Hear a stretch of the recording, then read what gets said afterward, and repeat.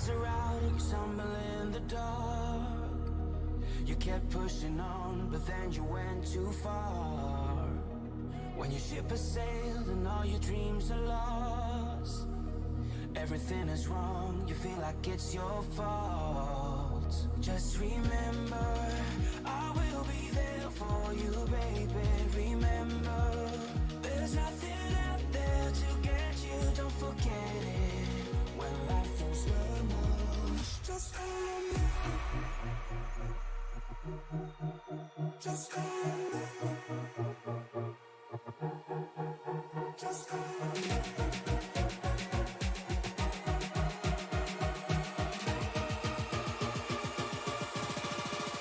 Just call me.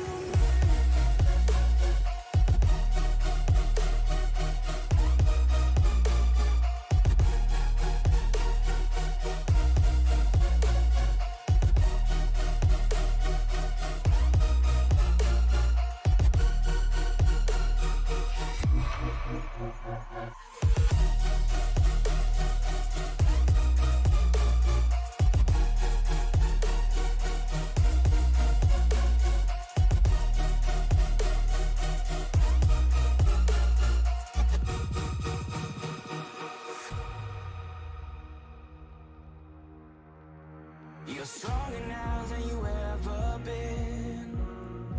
You gotta leave now, it's time to catch the wind. You will climb up high and look through the clouds. And when you're feeling low, I know you'll bounce back. Oh, and just remember, I will be there for you, baby. Remember, there's nothing out there to get you, don't forget it. When life throws lemons, just call me. Just call me.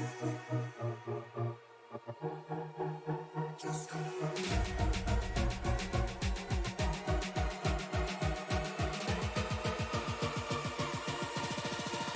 Just call me.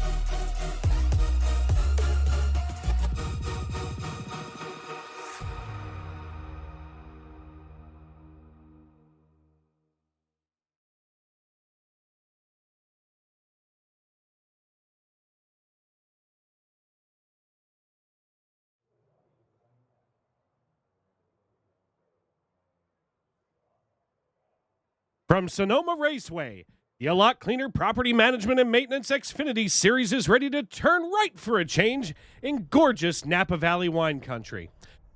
Good evening, everyone, and welcome to Sonoma, California, where it's been an exciting week of racing inside the SNN Family of Racing Series here on Sim Racing Media. Last night in the Cup Series, Alex Murray ran an amazing race, leading 106 of 110 laps. He showed everyone on the track and at home what it takes to go from our traditional oval racetracks to running a road course. We're looking forward to tonight's competitors putting on another exciting show here on SRM with names like Bennett Allen, Eugenio Alonso, Aaron Mack, Brandon Minto, and Gabriel Lafreniere at the top of our point standings. We should see some great performances here at a track that is known by so many different names. Driving at any level takes an incredible amount of discipline, but to switch from ovals to road courses is like shifting gears without a clutch. You can do it, but it takes skill. I'm Dave Regal here in the broadcast booth, and I'd like to thank you for making SRM a part of your evening, because I'll be with you every step of the way, from the green flag to the checkered flag, right here on Sim Racing Media. And folks, glad to have all of you with us tonight as I see a couple of people popping in there on the youtube.com live stream, a couple over there on Facebook. Give us a thumbs up, subscribe, let us know that you are paying attention just like we're paying attention as qualifying for tonight has gotten underway. Of course, this entire race is going to seem a lot different here for the A Lot Cleaner Property Management and Maintenance Xfinity Series competition at Sonoma. Of course, as mentioned, we're on a road course tonight here in wine country, and I'll tell you what, this is one of those traditional, what we would look at as a traditional road course, something that's been on the NASCAR schedule for decades now, and it's just something neat to be able to say, hey, I was at Sonoma, and here we are in Sonoma. Right now, Chris Claude goes fastest here on the timing chart in the number 10 Dasani Toyota Supra, as right now he has laid down 1 minute 21 seconds, but Eugenio Alonso on his first lap out has decided to go 3 seconds better, almost 3 seconds better, here at 1 minute 18.58 seconds, and he has decided that's enough for this qualifying effort. Meanwhile, Aaron Mack thinks he can do better than Eugenio. You know, and qualifying is one of those things here at a road course that is a lot different from when we're, of course, at a traditional oval. A lot of these drivers you may not see gain or lose a lot of spots in our standings tonight, only because basically we're not going to have any, yellow flags except for at our stage breaks at lap 20 and 45. So this is going to be an interesting view for many of you.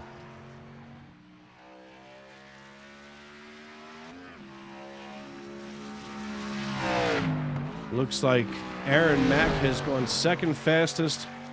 And you also have to remember that, at a road course like this, qualifying is going to be scrutinized a lot differently, even as we see Aaron Mack come through that sweeping hairpin turn here.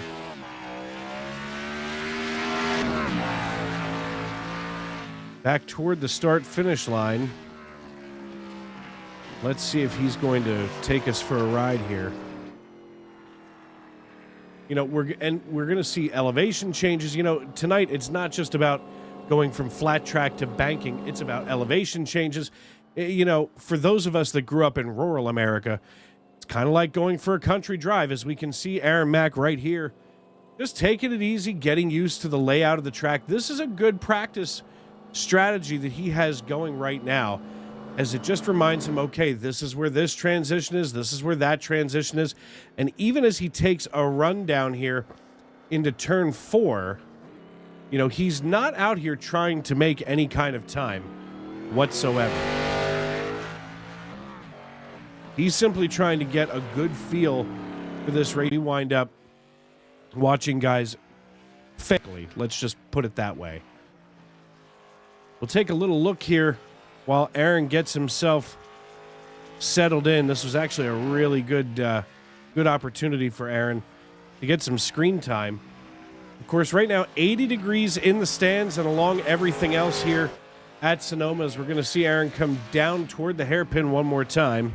Degrees, and that track temperature is going to be monitored, but again, it's not going to be exactly as big as we see on ovals and things like that, because these tracks, this track especially, it's changing elevations, it's changing whether you're going uphill, downhill, sideways. It's like the Wonkavator of racetracks here on our schedule.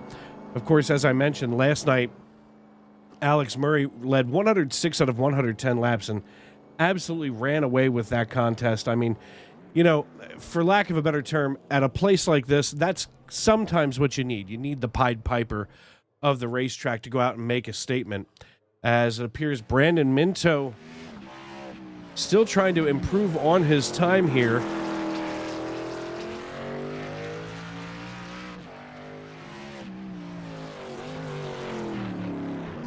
Minto doing his best to get himself cranked up.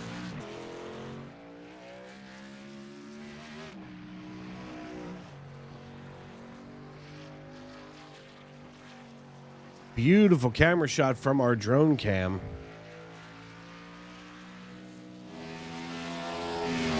But, here's the thing.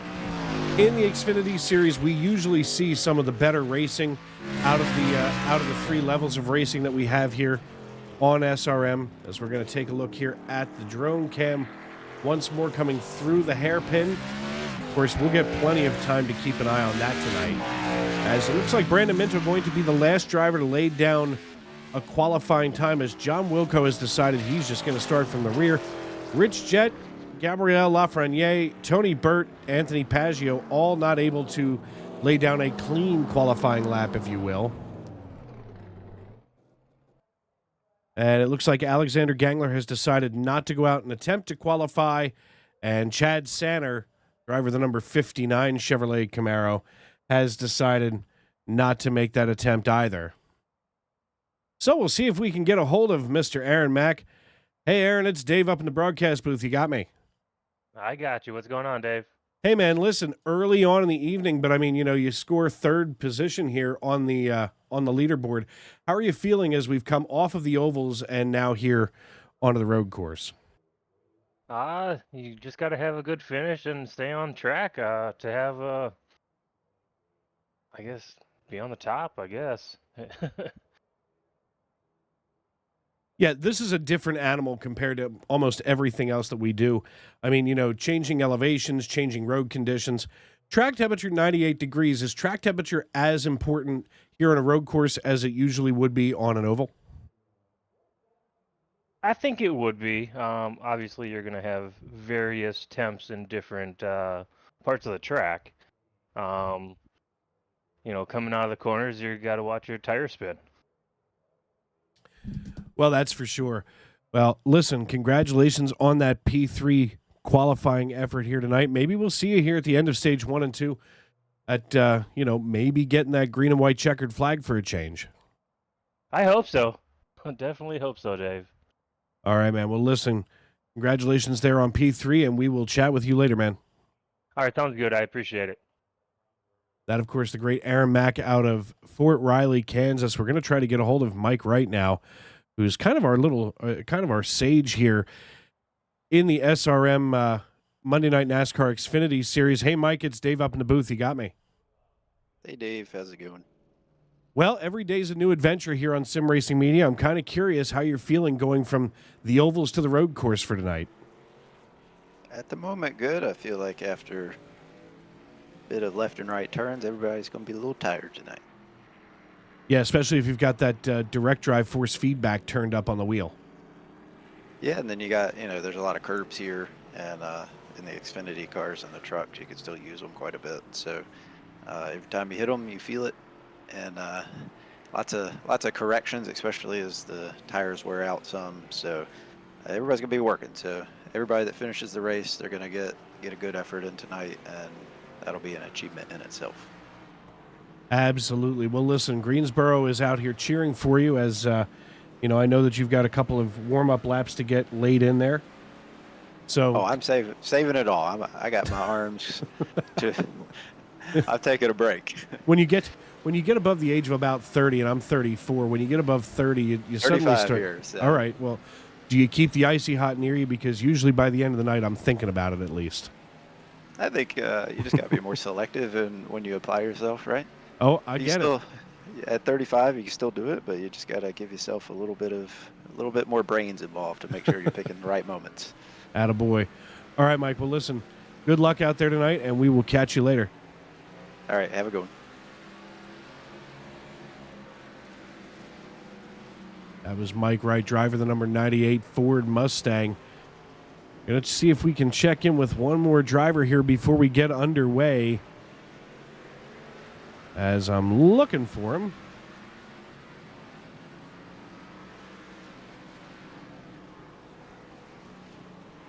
Bear with me, folks.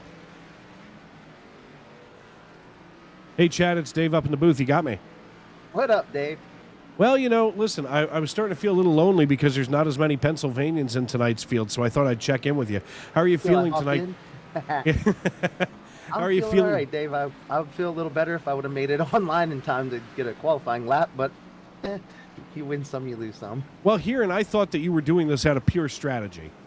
Nope, not strategy. It's a bad strategy, Cotton.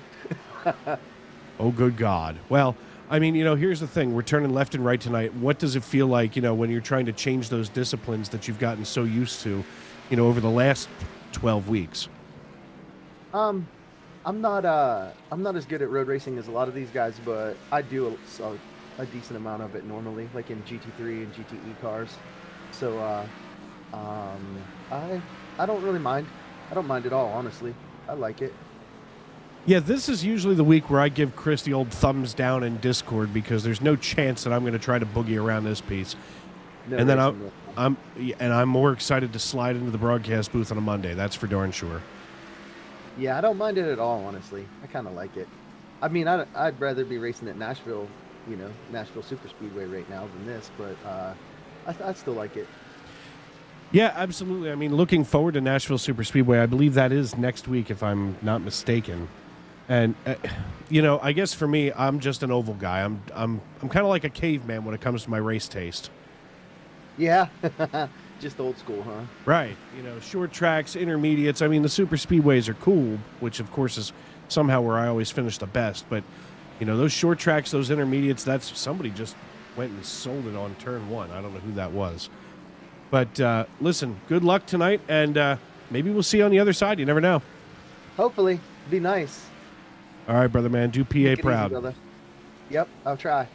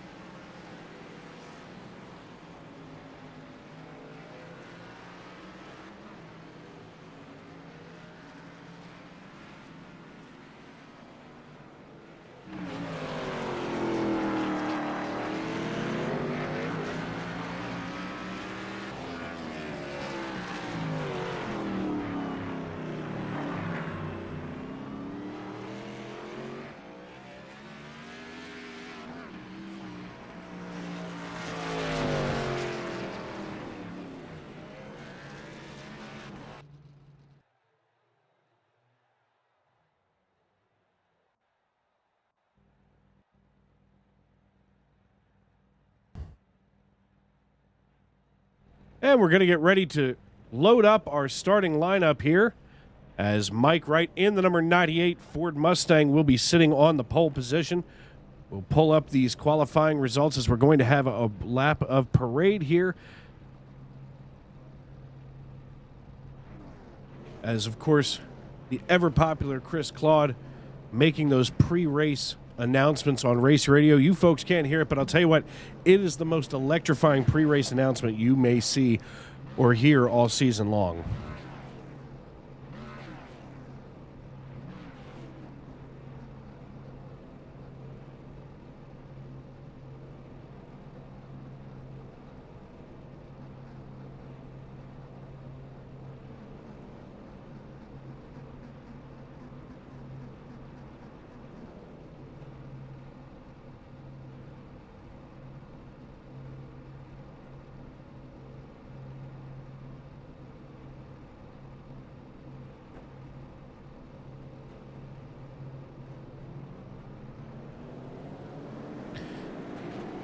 Taking a quick look here at our point standings, of course, suddenly our computer system decides that it doesn't want to update the physical points. But these are the accurate standings. Bennett Allen sits atop the pile, leading Eugenio Alonso, Brandon Minto, Aaron Mack, and Gabriel Lafreniere, as we mentioned earlier.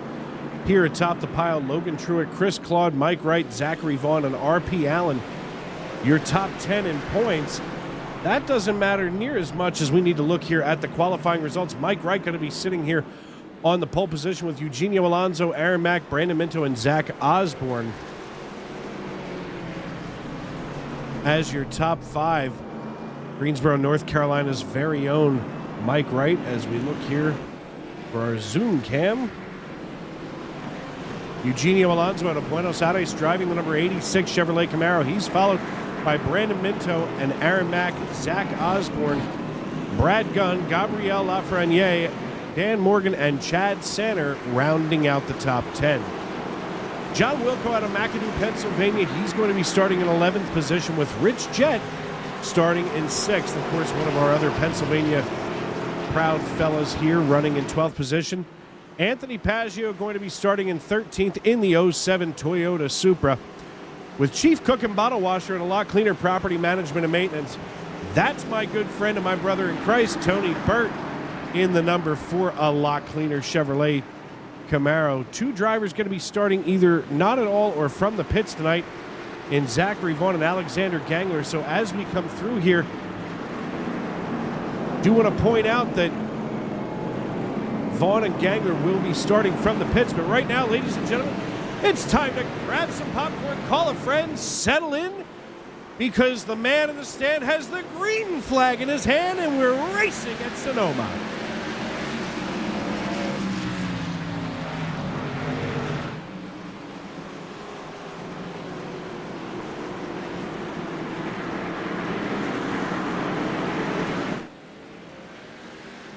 Pretty clean start for each of these drivers as we come through turns 1 and 2. As we make our way up the hill here in 3, it looks like a beautiful serpentine snake coming down through there.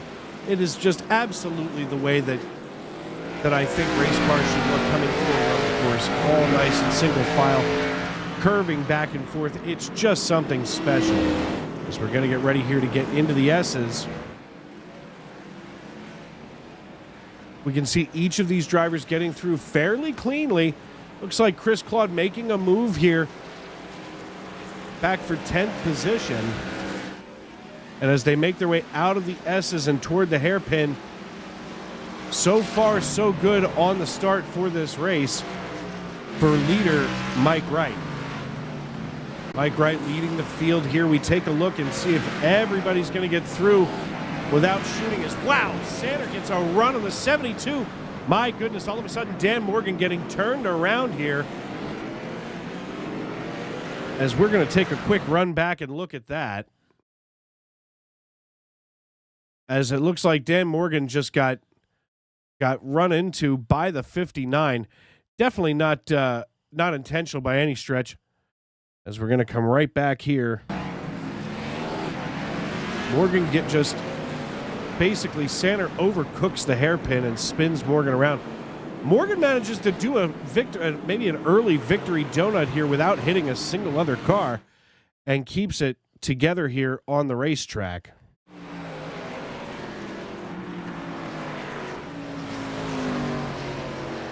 Mike Wright leads this piece now by about half a second over Eugenio Alonso, who is a strong road course driver here in the MNN Xfinity Series, live on Sim Racing Media. Dave Regal at the microphone. As we check in with our YouTube.com live chat, Jack Down Motorsports wants to highlight the 86's new paint scheme as he, really has to wheel it through the hairpin turn. But take a look at that Jack Down Motorsports Nitro setup shop. iRacing, iFlag Chevrolet Camaro. That is definitely one sharp-looking machine if I've ever seen one. D-Cash Videos, the 82 is having to replace the engine, so they'll most likely miss the start. We'll take a look here as it looks like Alexander Gangler was not able to get it together there. And according to Alexander Gangler, his PC is having issues in restarting it. Not nearly as expensive as having to replace a racing engine, but, nonetheless, still not fun, that's for sure.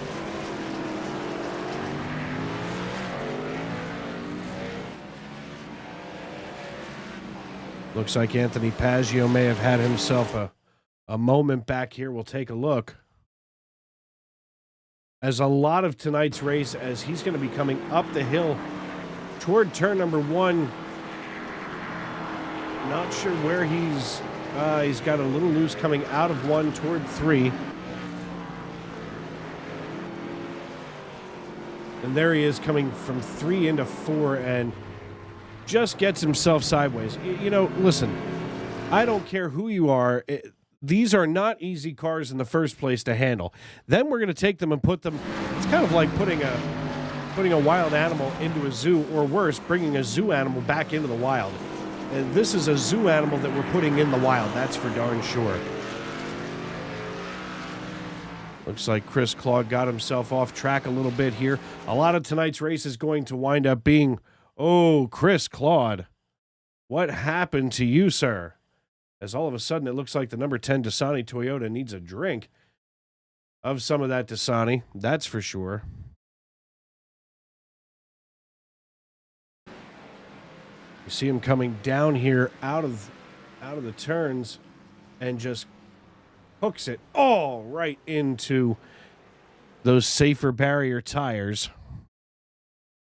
And it looks like Paggio has also had another problem on the racetrack.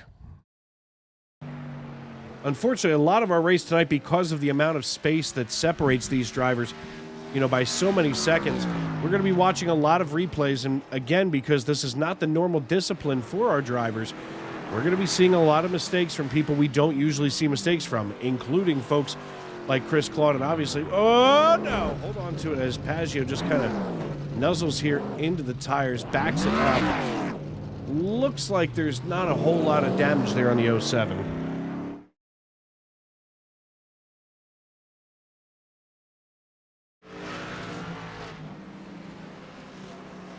As there's now nearly just a second here between Wright and Alonso. And then all of a sudden there's a giant gap as Alonso and Wright have decided they just want to run away and see if they can battle this out mano a mano.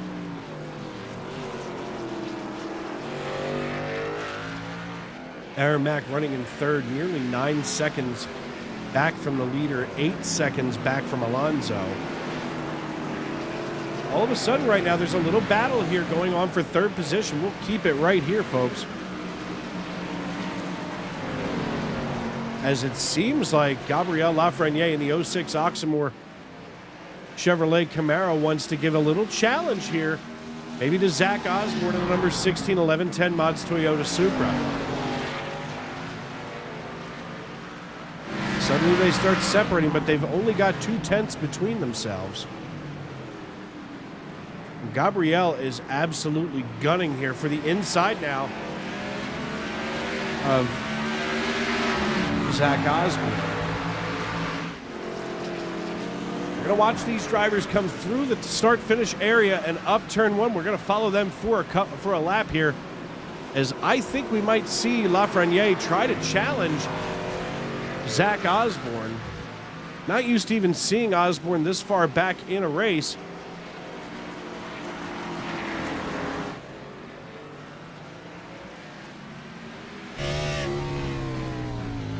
Was going to ride along right here with Gabriel Lafreniere. He's desperately trying to chase down Zach Osborne, looking for any kind of place he can.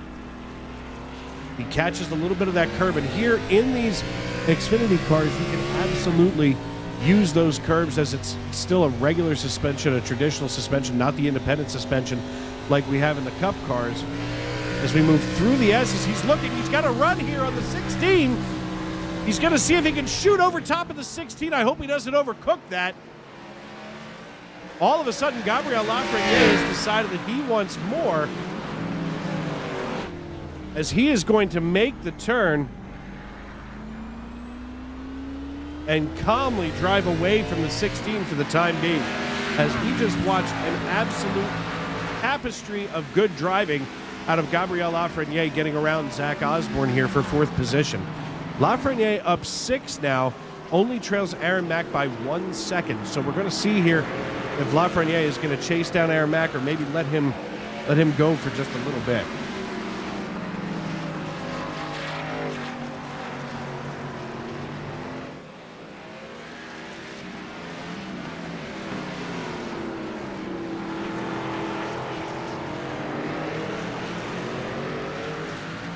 I want to thank everybody for joining us tonight here in the Sim Racing Media broadcast booth. Dave Regal with you on the ones, twos, and everything in between, as you are watching the A Lot Cleaner Property Management and Maintenance Xfinity Series live here on SRM. As we've got a heck of a race going on, the two leaders here, Mike Wright and Eugenio Alonso, running away with it for the time being, as Mike Wright has opened up a 2.2 second lead over Eugenio Alonso. And Alonso is 10.5 seconds over top of the next closest driver. That's Gabriel Lafreniere, who has worked his way up into third position.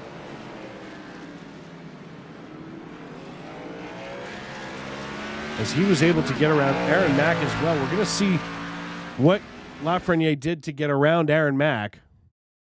And Lafreniere pounced like a lion in the Serengeti.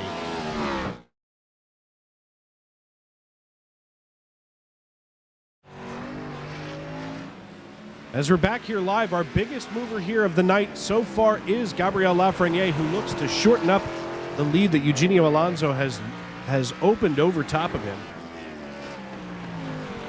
Lafreniere, starting way back in 10th position, has worked his way up into 3rd and onto the podium. You may think that it's a little early to be discussing podium, but at a place like Sonoma, this is the kind of thing where we're going to see over and over again drivers that are good here on the road courses, or maybe not good but comfortable on the road courses, are going to be just that much better tonight. As we see Lafreniere coming here into the hairpin turn once more.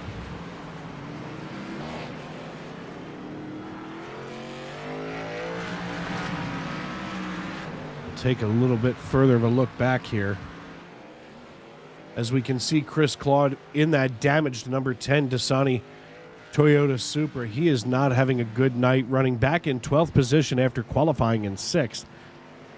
So I can't imagine that Sunday Night NASCAR's chief cook and bottle washer, the commish, is very happy with that performance. I'll tell you who would be happy with that performance. You know, here's the interesting thing about Mike Wright, as we're going to take a little ride along with him.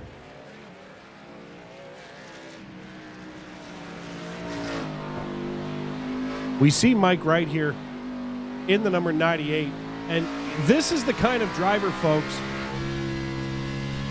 This is the kind of driver where you're going to see him, you know, maybe make an adjustment at our stage break. Chances are he's going to walk away with that green and white checkered flag.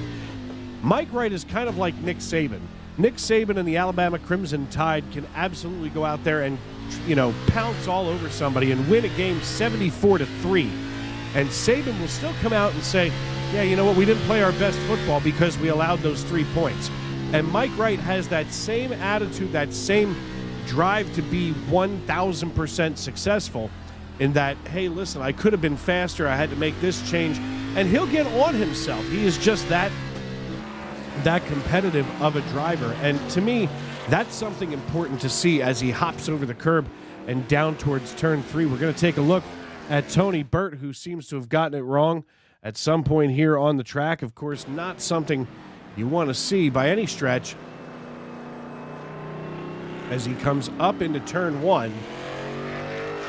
Tony heading down through 2 and across to turn 3, looking to see as he gears it down and just gets on that dirt. And once the car gets onto the dirt, it is like a vacuum. And it will absolutely suck you in and pull you off the racing surface.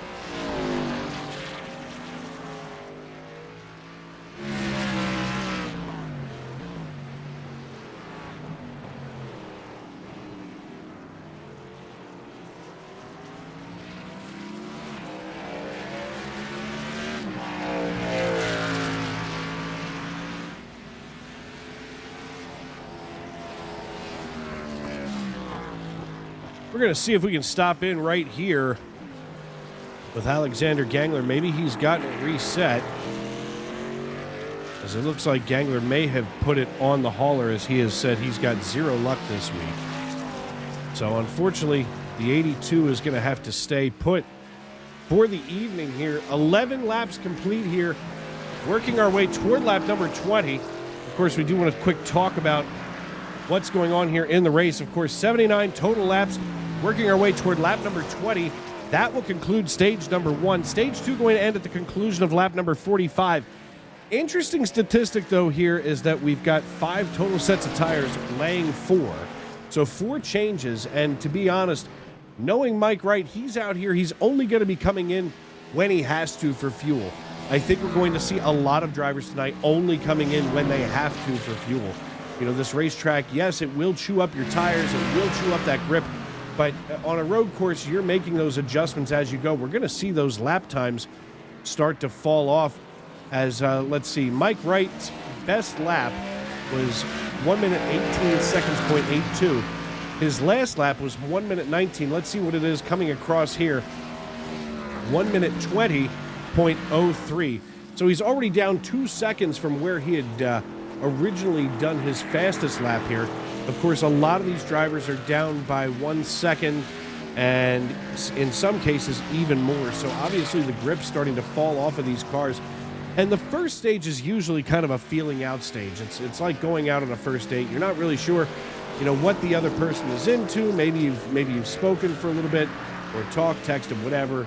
It's the 21st century, but maybe you're just trying to get to know somebody. And at this point, these drivers are just trying to get to know the track.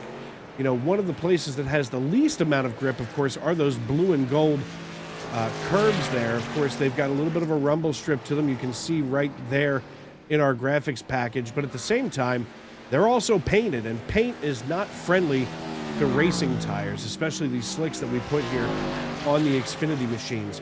As Mike Wright going to bring it down once again toward the hairpin.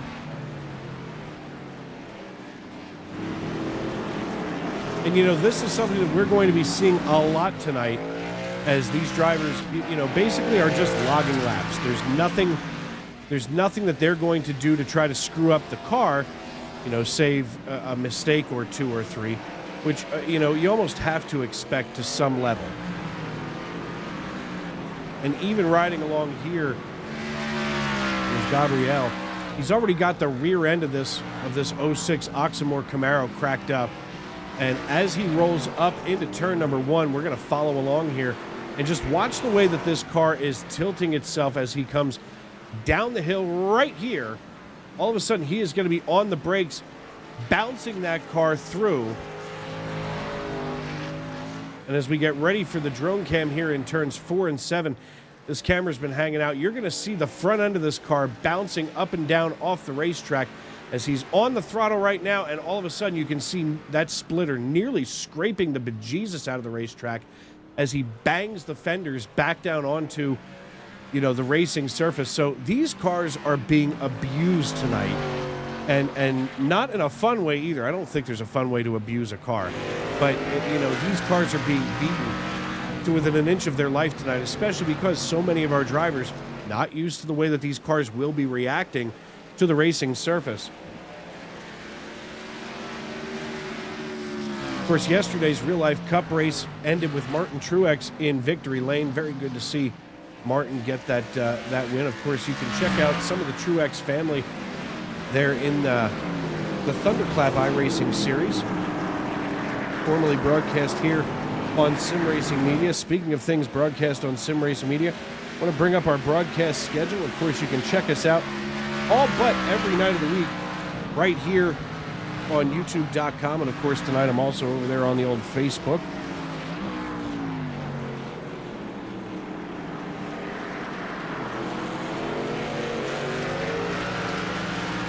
And we have racing nearly every night of the week on SRM. And of course, if you like hanging out with me here on a Monday night, Tuesday nights, of course, the next 2 weeks we're going to be off for the Truck Series. The Truck Series, a little 2-week hiatus, if you will. But Sunday nights, including this Sunday night, in fact, let me pull up the schedule for Sunday Night NASCAR Cup Series racing.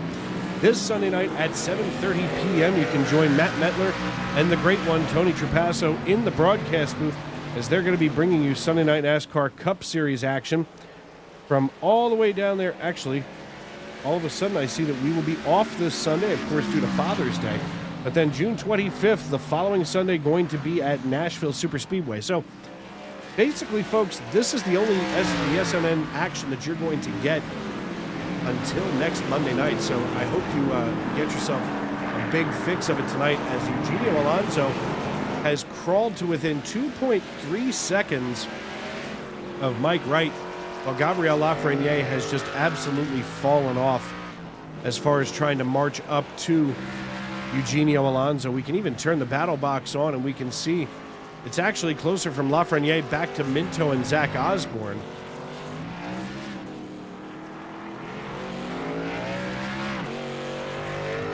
And right now we already have 5 cars off the pace and off the lead lap. It's not even close enough for our automatic timing and scoring to pick up the distance between Eugenio Alonso and Gabriel Lafreniere. And once again, we are having a Chevy-heavy kind of night, as you can see right here on the left side of your screen. All these Chevrolets and just 4 Toyotas and 2 Fords out here. To me, that's just incredible. I mean, even with 16 cars, you'd think maybe you'd see a little bit more of a split up here, but no, it just turns out a bunch of Chevy guys not out on the track tonight. We go back to our timing and scoring. Once again, just 15 cars took the green flag. John Wilco now down 2 laps. Not sure what he went down for, but looks like he may have gone for pit service. As we have 16 laps of 79 complete tonight. We're going to step aside, and actually, no, we're not. We are going to keep it right here as we are here with about 5 laps to go in stage number 1.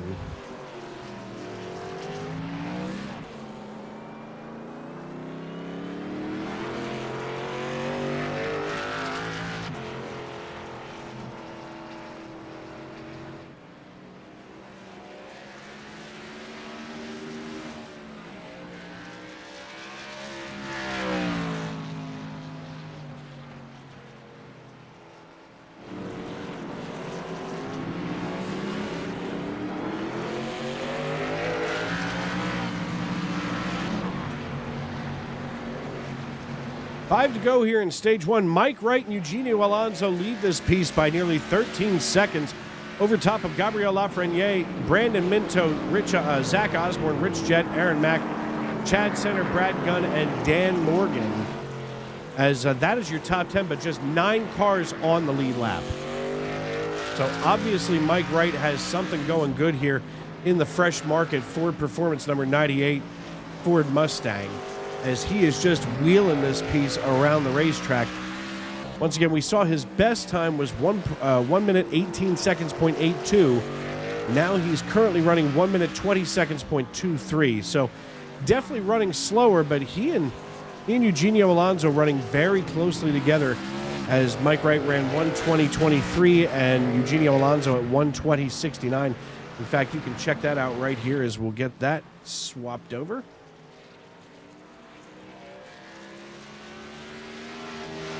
You can see these time differences between the drivers. I mean, you know, basically Gabriel Lafreniere running a full second even behind Eugenio Alonso, so every lap that they turn, he falls further and further behind. Brandon Minto nearly running the same lap times that Eugenio Alonso is, so that could, if you start watching the times, you start watching the numbers, as we see Anthony Paggio passing Tony Burt, as Tony Burt is out on track doing his best to keep it together. You know, we're seeing some of these drivers running the same times as other, you know, fellas out there ahead of them.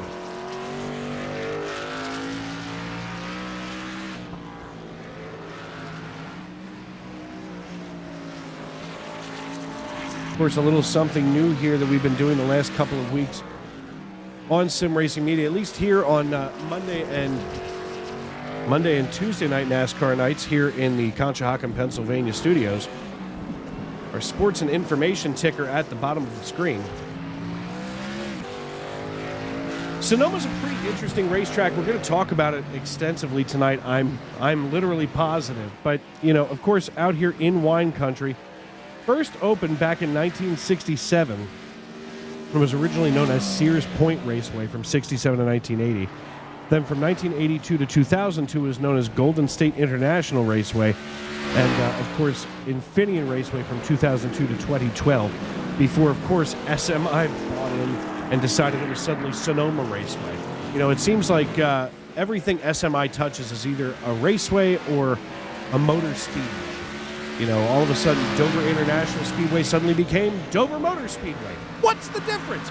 Who cares? Technically, you know what? I'm going to go on a rant here, folks. Here we go. First rant of the evening. With now 2 to go in stage number 1. Let's talk about whether or not something is an international speedway. Do you see this driver right now? That's Eugenio Alonso out of Buenos Aires, Argentina. Now, he would be an international contestant. If he showed up at Dover back in April when we were there, that would suddenly become Dover International Speedway, right? No. Instead, for some reason, SMI has this ugly habit of trying to brand everything so similarly that it's Dover Motor Speedway. What's the difference? I think it's more exciting to think that people from, places around the world come to compete there. No, instead we have to make it very bland. And I think SMI has done a disservice to the NASCAR community, really to the racing community for some of the things that they have purchased over the years. And I'm not saying that they haven't done a great job in rehabilitating, several of our favorite racetracks. I'm not saying that at all. What I am saying is that I feel like they take the character away. Sears Point, that just sounds cool. Dover Motor Speedway, the Monster Mile, sounds exciting. Lowe's Motor Speedway, they took all of those naming rights away. Now all of a sudden it's just Charlotte Motor Speedway. I would hate to see what would happen if SMI owned something historic that has never changed its name, and all, like Martinsville. I'm fairly certain, in fact, before I open my mouth and insert my foot,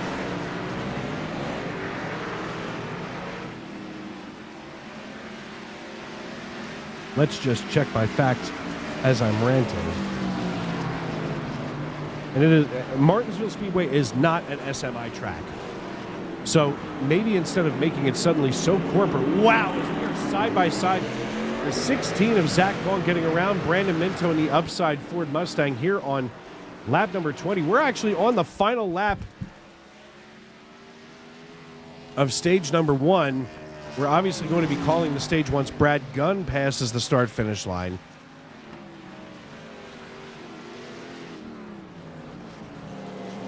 Chris Claude and Dan Morgan, there's going to be a few drivers perhaps getting their laps back if they can hold those positions, as it looks like Dan Morgan would be the lucky dog as Mike Wright rolls out of the final turn here after the hairpin, crosses the start-finish line, and Mike Wright takes the green and white checkered flag to end stage number 1.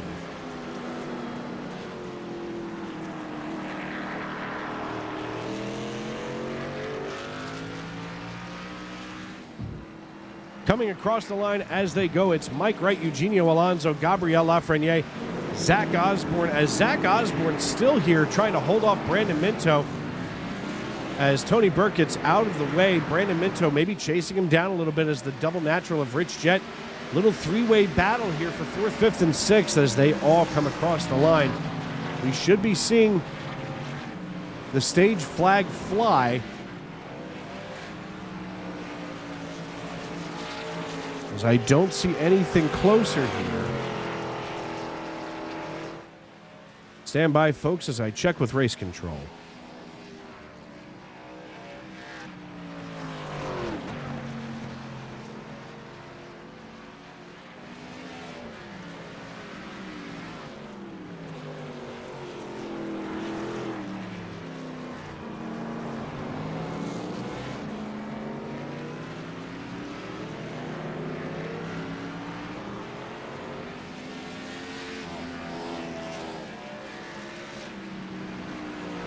That should be the stage now as the last car on the lead lap has crossed.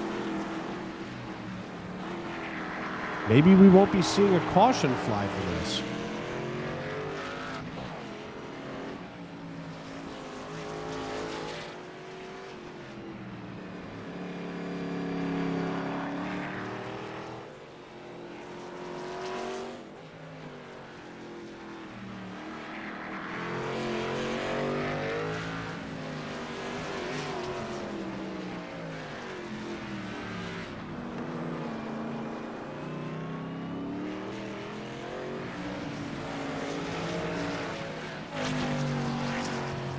So I guess we won't be getting a chance to talk to Mike Wright here as stage 2 has begun already.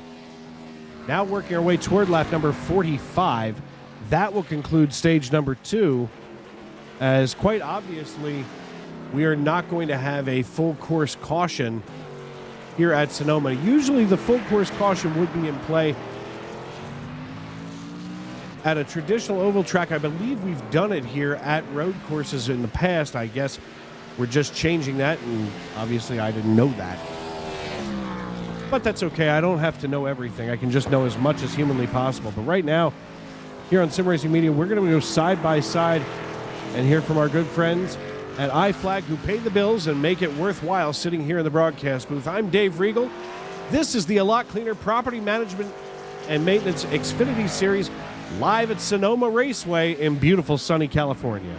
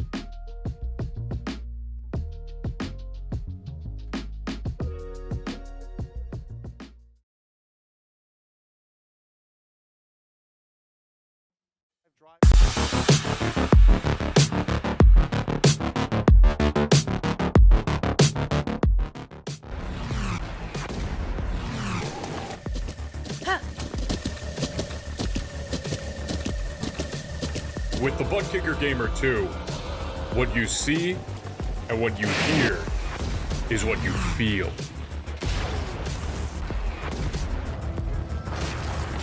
Butt Kicker.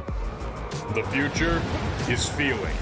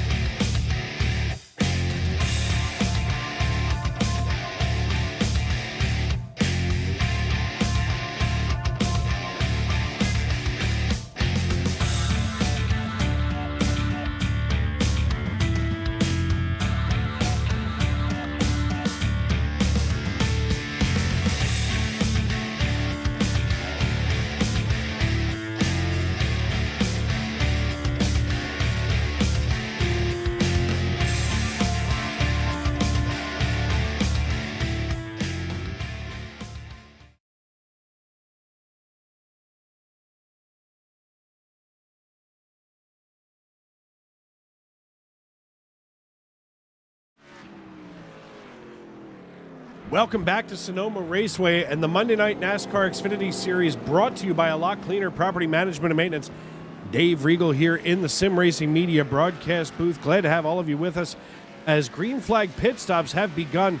Mike Wright, the first out of our leaders to blink, as he has decided it's time to bring it pit side here at Sonoma. That will cycle Eugenio Alonso up to the lead, puts Brandon Minto close by. I'm pretty sure it seems like there's still a 44-second gap between Minto and Wright. He should have enough time to come in and get service, as Minto going to come down pit road. Rich Jett, and that should bring Aaron Mack, Chad Sanner, and Zach Osborne down, as Eugenio Alonso has decided he is still staying out here on lap number 28. We're working our way toward lap number 45. Taking a look elsewhere in the world of sports right now, the Cincinnati Reds are trailing the Kansas City Royals out at Kauffman Stadium. Zach Greinke throwing himself quite a game so far, just a 3-hitter as they go into the middle of the fourth inning, getting ready for the bottom. Kansas City leading 3-1 at Kauffman Stadium. So another interesting night here as we look elsewhere once again in sports, as we're trying desperately to get all these things pulled up faster than the hands can move, that's for sure.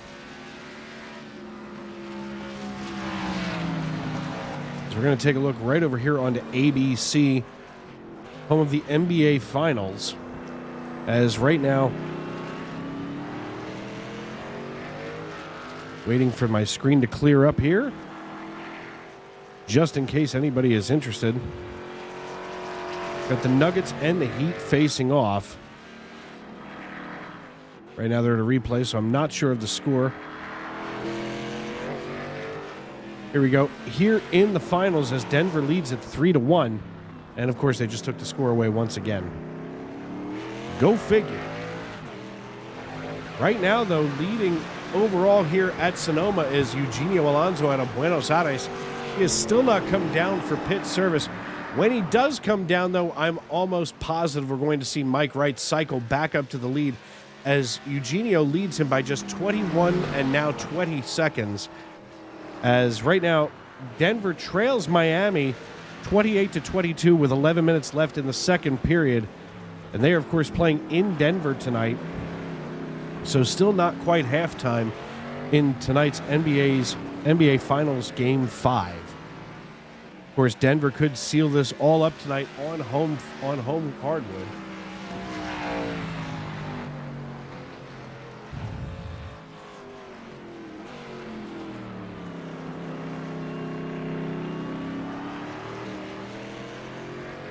Take a look at the Southern Miss versus Tennessee NCAA Baseball Championship. We'll be waiting for them to come back from commercial, as I don't know it all.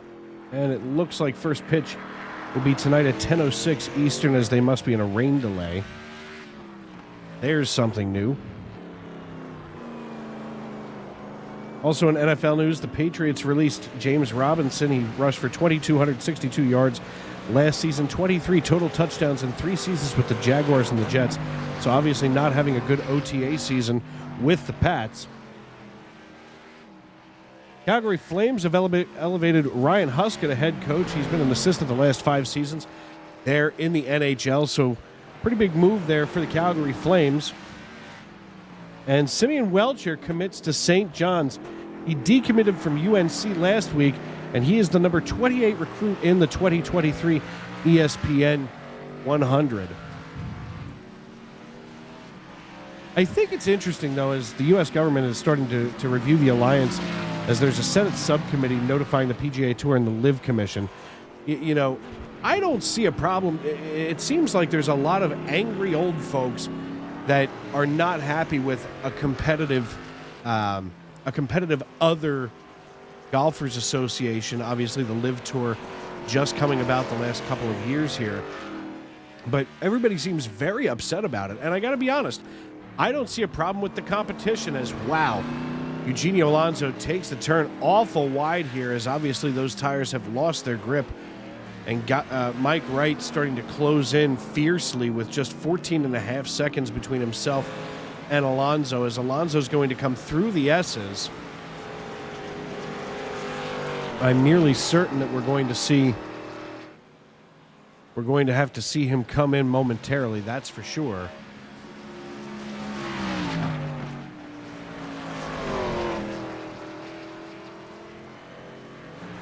And just as we see Eugenio come into the hairpin, he is going to stay out for yet another lap. So maybe Eugenio is going to try to stretch this fuel until all of a sudden the car is, coughing and sputtering itself down pit road. I can't imagine he has too much fuel left. We'll take a look here at our pit strategy. Well, first we're going to show the lap time history here of Eugenio Alonso.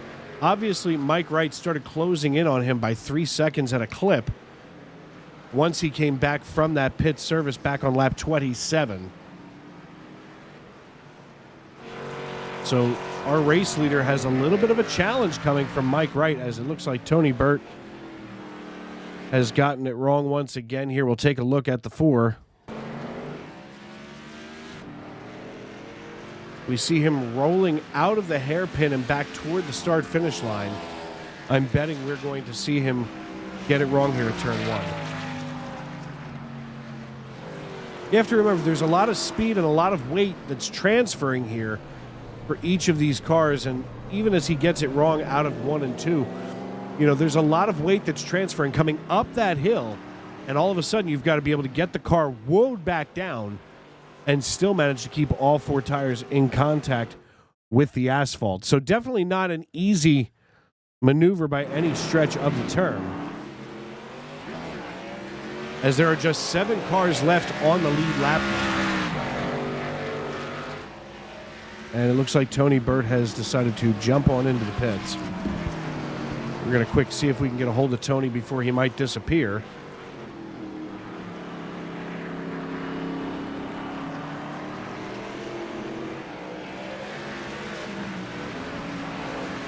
Hey, Tony, it's Dave up in the booth. You got me. Hey, Dave. How are you, buddy? I'm good, but what are you doing down there? I just saw you jump to the pits. Man, I'm just 1X myself to death. I'm just tired. I hate it. I hate race courses. Man, that's the exact same reason why you didn't see me last night in the Cup Series.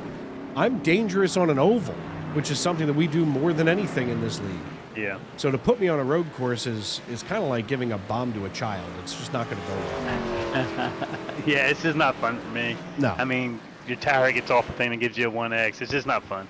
So I wanted to just get in there and get some points and get out. So that's what I did. Well, and you know what? That's not a bad strategy. I mean, at a place like this, especially with so few people, being out here on the racetrack in the first place, I mean, just 16 drivers, all together. I mean, you still stand to do pretty decent in points for tonight.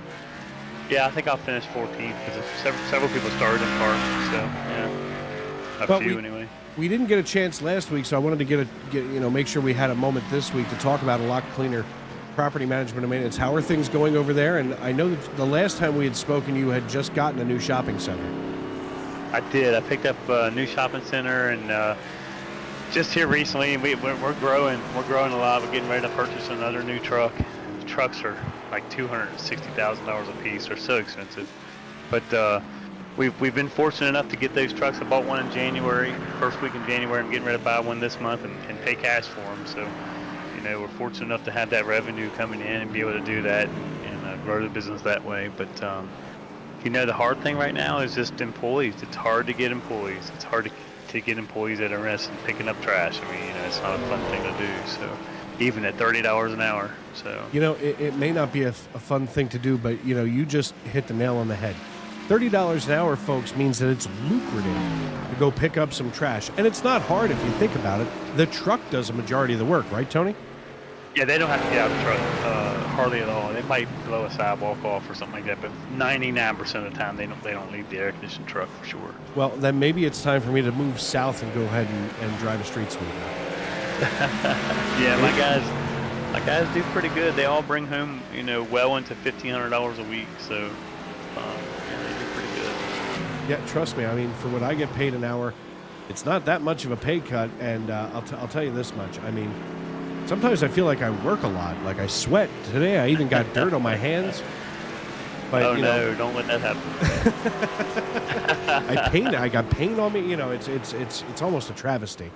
But I'll tell you what's not a travesty. Your teammate out here logging laps. I mean, Eugenio has just been holding on to it.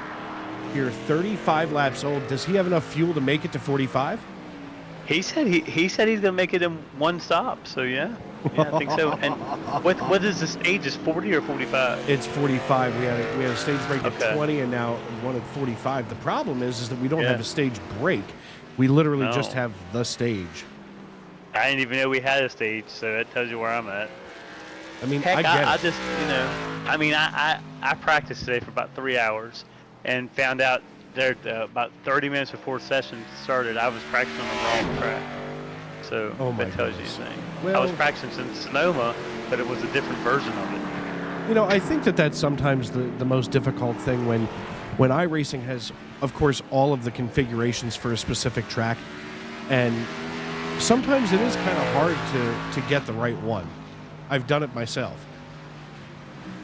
It is. It's tough, and I just don't have the time to dedicate to this and be, in it all the time and up on everything. And so, Buddy, you're running a successful business. I feel like, this is our escapism. This is where we're, able to relax. I mean, I get to sit in gym shorts and flip-flops while I do this instead of, Yeah. work boots and pants, Yeah, it's a lot to keep up with this and 14 employees, all that stuff. So, Oh, trust me, I get that completely, but we're taking a look right now at our pit strategy graphic here on the screen. I mean, right now there are 3 drivers in the top 5 that have not come in for pit service: Eugenio, Gabriel, and Chad Sanner.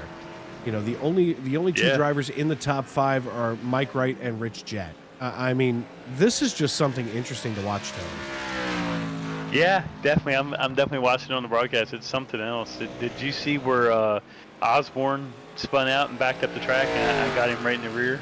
Did No, you catch I that? didn't, but I was starting to wonder where he got that crack up there in the back of the 16. Yeah, I gave it to him. Well, that's nice of you. I mean, you don't want to go all the way to California without coming home with something. Try to spread the love. Yeah. I mean, it looks like right now, in fact, I'm just going to quick hop over here to a replay. Looks like Zach Osborne had another incident. Right now, it almost looks like he's got a modified going, as obviously he has not come down pit road for service. The front of this piece is all ripped apart. You can see there, folks, right there on that left rear of the trunk deck, that's Tony's tattoo, if you will. But as we see Osborne, he money shifted coming into the hairpin. That's not the place. No. I mean, Tony, I was talking to the fans earlier. I hope you don't mind. Do you still have time to hang out or no?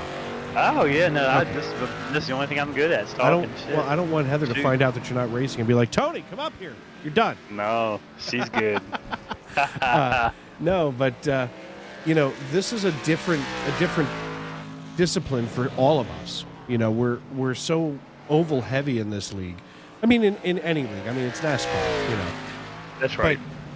But I think it's interesting to watch some of the really good drivers that are running clinics during a regular race week on an intermediate oval, to watch them struggle here, on a road course, and then watch people like Gabriel and Eugenio just absolutely light it on fire. Amazing, isn't it? I mean, you can definitely tell that Eugenio and Gabriel come from road course backgrounds. Yep, they have. This is so easy for them. So second nature. It's almost like back in the day when Juan Pablo Montoya was running in the Cup Series, and we knew that he wasn't going to be very good pretty much everywhere except for the road courses. I mean, he was an artist. Yeah, there's no doubt about it. These guys are just like that. So listen, when I send you back up there, make sure you tell Eugenio that he is the new Juan Pablo Montoya. I will let him know. He'll have to ask me 4 times what I said because he can't understand me because I talk too fast. Yeah. I mean, you don't talk. Yeah. I mean, I guess in English you don't talk too fast because we're used to it. That's right. It's not like it's not like you're an auctioneer or something. One now two, now two. What do you give me 2? It's not that. No, it's not that. That's awesome. You can do that. I wish I could do that. Buddy, listen, I used to be a service guy on the road, and there's a song, I don't know if you've ever heard of it. It's called The Auctioneer by Leroy Van Dyke. And Oh, it's yeah. I listened to that, fell in love with it, and then started to learn how to chant. I'm not even an auctioneer. It's just something fun that I do. That's awesome. There's a guy on TikTok that I watch from time to time. He's got 1 bid, 2 bid, 3, and Oh, gets yeah. you to say it. And, and I've tried to learn, but I can't. Listen, I don't have any skills. I think I know who you mean, too. Big fella from the Midwest with a beard. Yep, that's right. Yep. Yeah. Oh, I love him. He's fantastic. Yeah, he's good, right? Oh, yeah.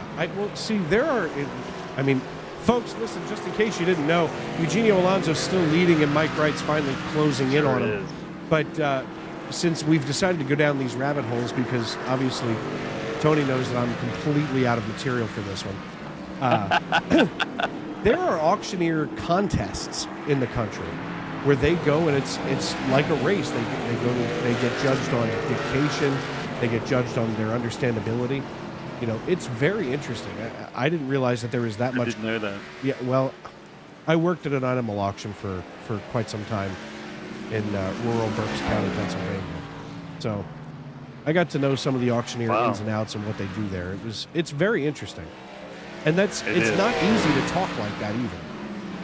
We're getting ready to see a lead change, I believe. I do believe, in fact, we're going to cut right to that, folks, here as... There it is, yep. Called it.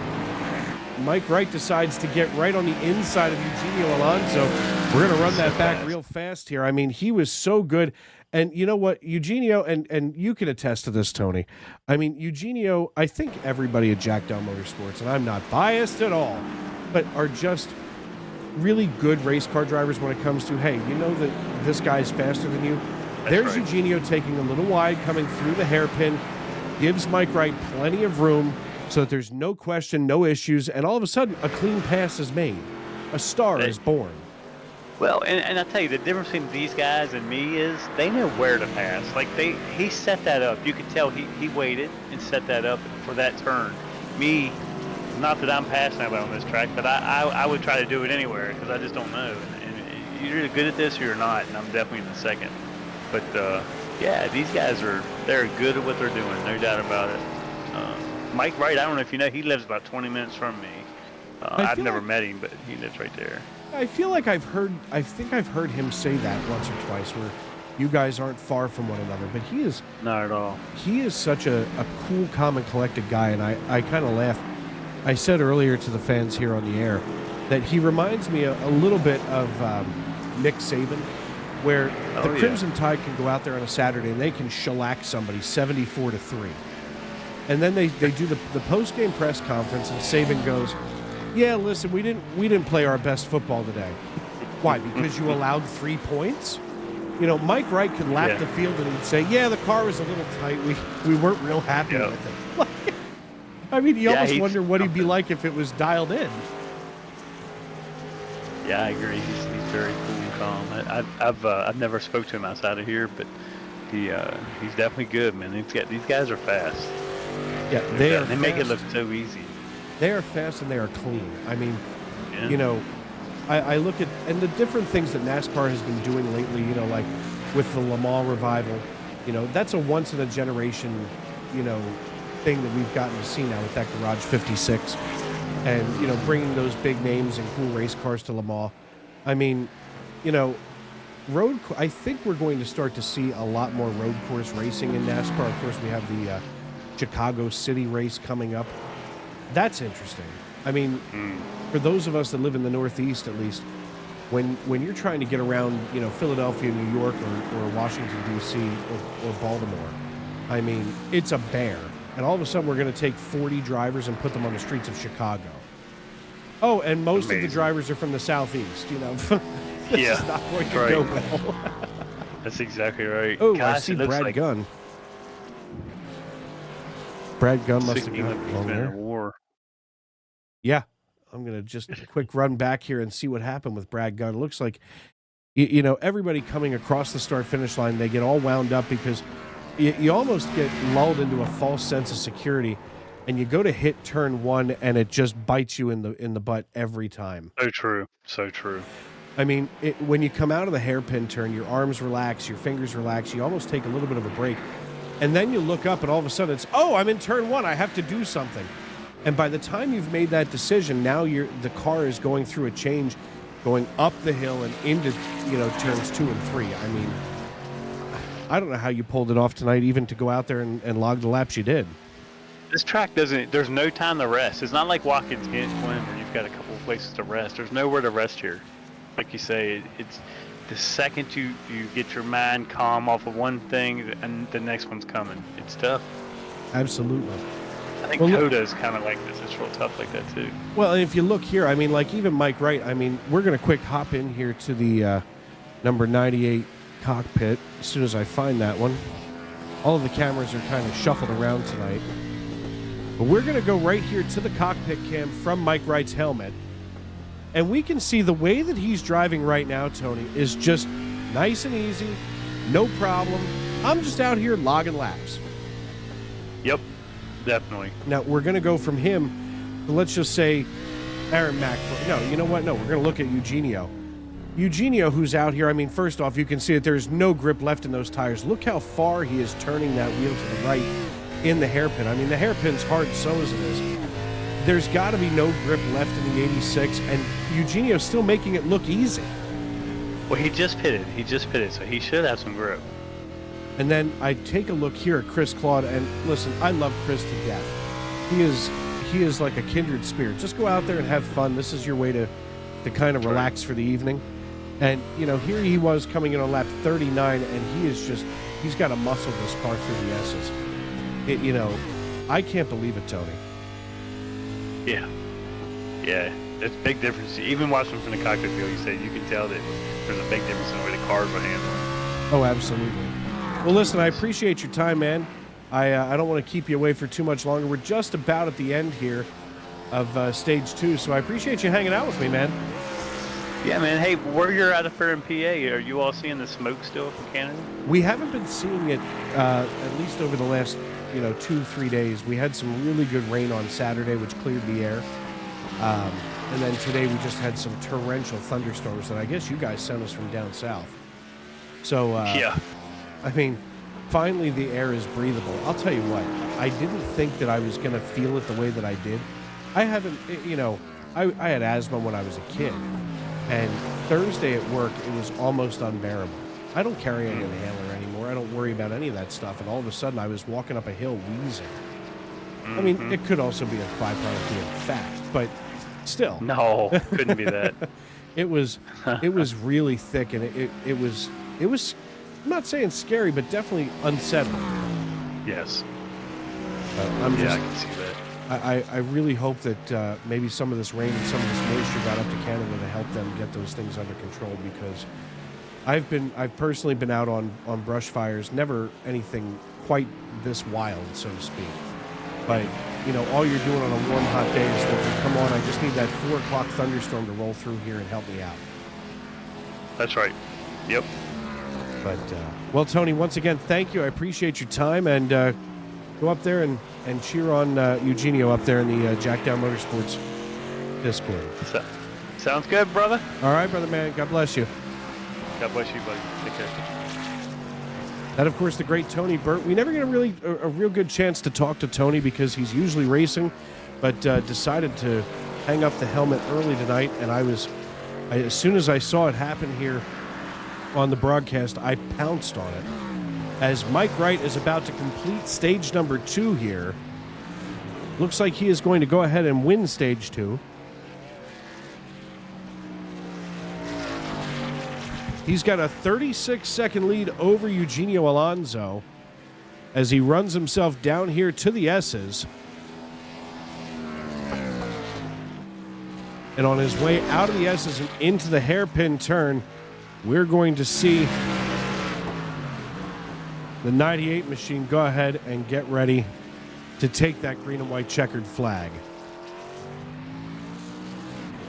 He rolls out of the hairpin, gets ready to make that hard left onto the front stretch. Crossing the start-finish line is Mike Wright, who wins stage number 2 here in the A Lot Cleaner Property Management and Maintenance Xfinity Series live on Sim Racing Media It goes Mike Wright, Eugenio Alonso, Gabriel Lafreniere, Rich Jett, and Brandon Minto. Your top 5, and folks, for those of you keeping score at home, that top 5 is also the only cars on the lead lap.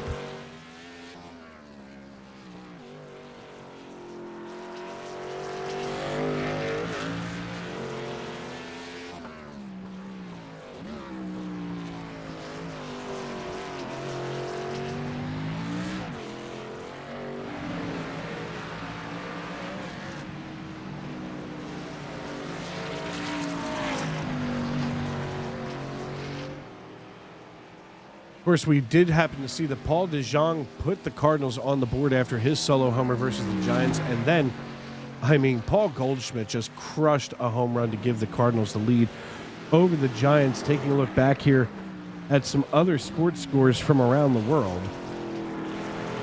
We got to head on over here. Click, click, click, click. As right now, the Philadelphia Phillies beginning that West Coast swing. Of course, they did host the Los Angeles Dodgers, or the Dodgers, as my buddy Julio would say. Julio Zabala. Porter extraordinaire. There's a guy who absolutely loved what he did for so many years, and just a really great coworker. You know, one of those people that you almost hate to see, you know, go, or you hate to leave yourself. We're going to check in here on the Nuggets score with the Miami Heat.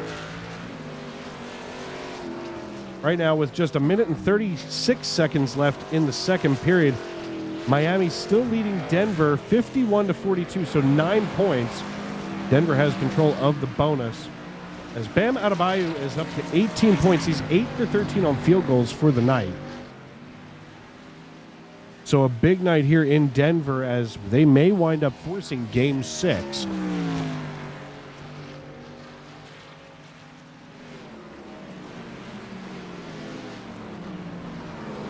Once again, checking in on the Cincinnati Reds and the Kansas City Royals.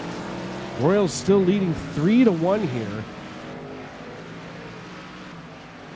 Perez, the batter, 3-1 in the bottom of the fifth with 1 on, 0-2 the count. Weaver looks in, gets the sign. Works from the stretch, and it's fouled down the third baseline. Mike Wright still leading this piece on lap number 48. Now we're ready to head for the end. Just about 33 laps to the checkered flag in victory lane for Mike Wright, as he has absolutely run a clinic tonight here. Looks like Eugenio Alonso smoking that right rear tire coming into the hairpin.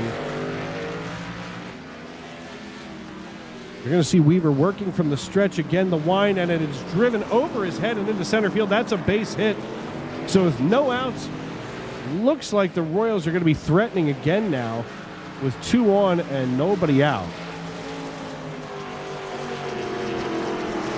Big night at Kauffman Stadium. Of course, another big night in baseball, as I'm searching for it desperately. You know, I remember being a kid when the Phillies would go on a West Coast swing. It was neat to lay there. You know, if anybody's ever, you know, been a baseball fan, you laid there at night with your little radio, listening to, you know, whoever your broadcaster happened to be. In fact, when I was a kid, of course, you know, it was Harry on the radio. And, you know, it was just such a unique experience to think to yourself, you know, here I am tucked into bed, jammies on and everything, while it's still almost daylight where they're starting. Of course, tonight, the Phillies are visiting Phoenix. They are out there in the desert in Arizona, as we're waiting for that game to get underway. Of course, we'll have a lot more excitement, or at least I'll have a lot more excitement once that starts to happen. I want to talk about Napa County, California, of course, known as wine country, if you will, just north of San Paulo Bay, which is located in the northern portion of California.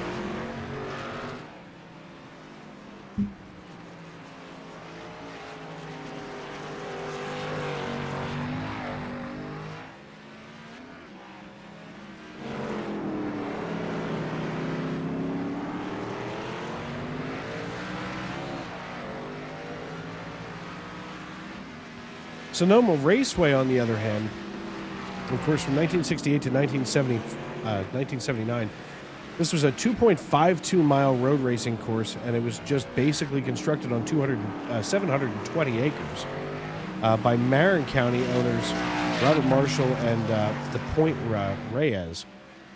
And of course, in 1980 through 2000, of course, that's when we started to bring NASCAR over here, start to really get some traction here at the racetrack. In fact, right now I'm looking for the NASCAR Cup Series records. The most wins, of course, here in the Cup Series belongs to Jeff Gordon with 5 of them. The most top 5s belongs to Jeff Gordon. Basically, this is Jeff Gordon's track. It's really his home away from home, if you will. Most top 5s, top 10s, most starts, which is 22. The most poles belongs to Jeff Gordon at 5. Most laps completed belongs to Kevin Harvick, but the most laps led belongs to Jeff Gordon. Have you noticed a theme here, folks? All of a sudden, that Rainbow Warrior number 24 seems a lot tougher when you put him on a road course out here. Now, lap records, on the other hand, this is where things get kind of interesting. In an LMP1, they turned a lap of 1 minute 22 seconds, .041. Now, that's a car that is designed for this racetrack, and yet still, our drivers tonight still driving faster than that. William Byron owns the stock car record here for the Toyota Save Mart 350 back in 2019. He ran a 1 minute 37 second .194. So kind of interesting there, and of course, the fastest time ever in NASCAR laid down by Rusty Wallace back in 2000, his Ford Taurus, 1 minute 10 seconds .652. Boris said, of course, from F1 fame, if you will,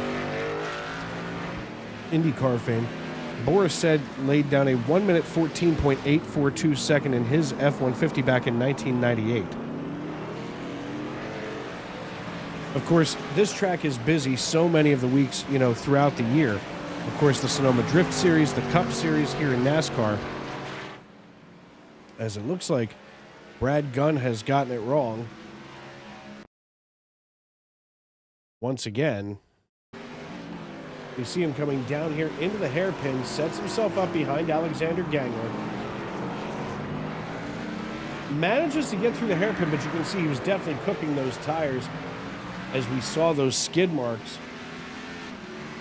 And oh no, just gets it loose, and Zach Osborne trying to avoid him, locks them up and gets himself a taste of that wall there on the inside as well.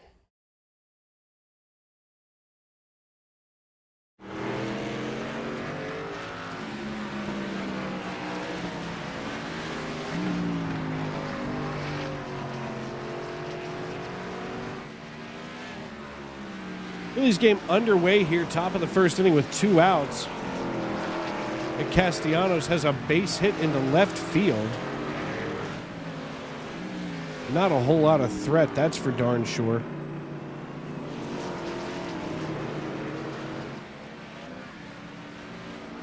No score yet.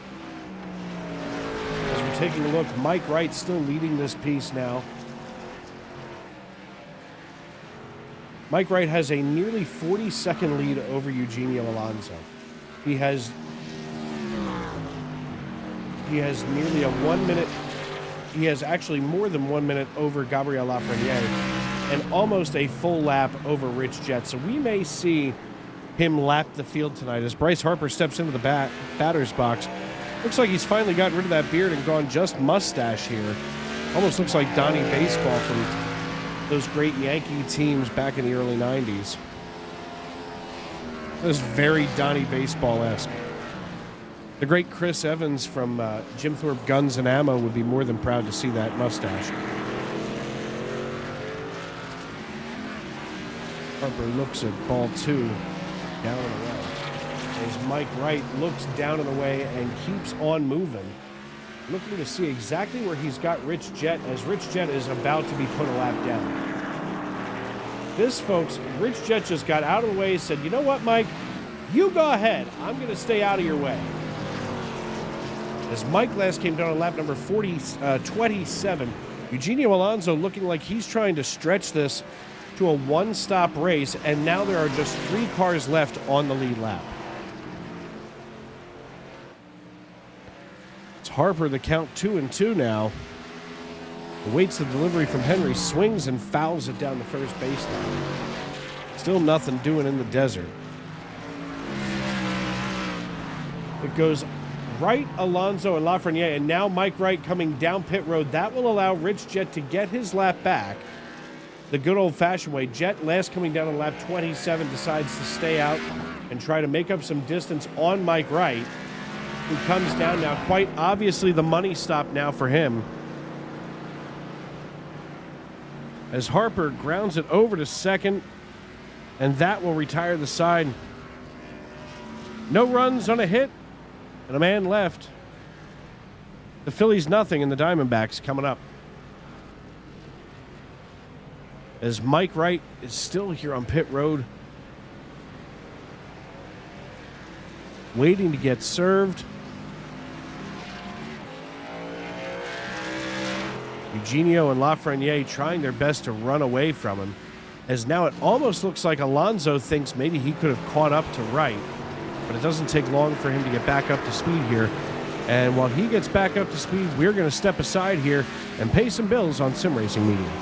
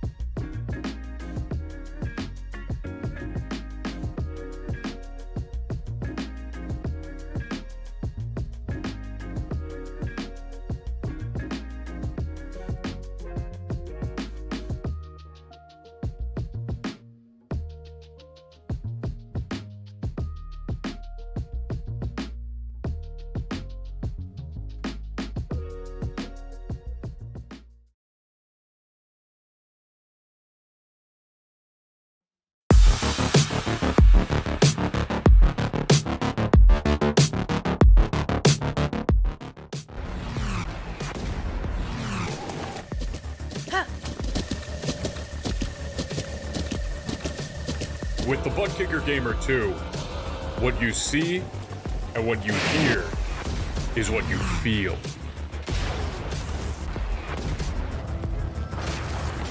Butt Kicker. The future is feeling.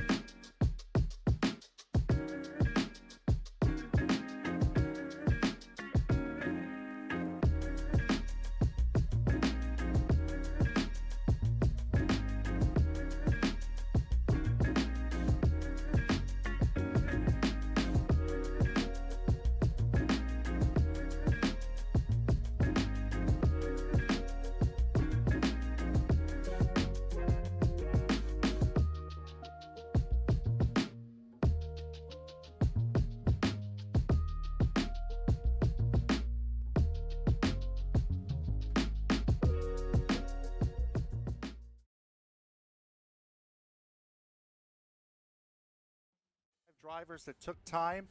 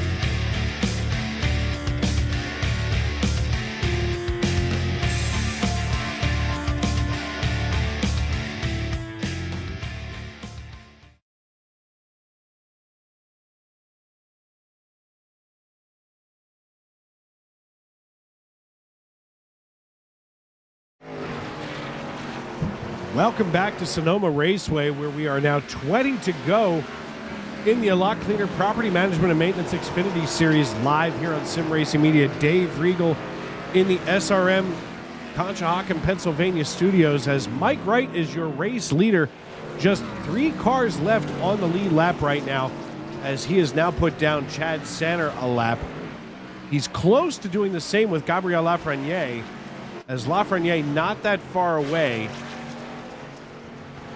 Of course, Mike Wright just laid down a 1 minute 19 second lap, and he's 1 minute 16 seconds gapped from Lafreniere, so about 3 seconds away from making it just 2. I'm sorry, about 20 seconds away from making it just 2.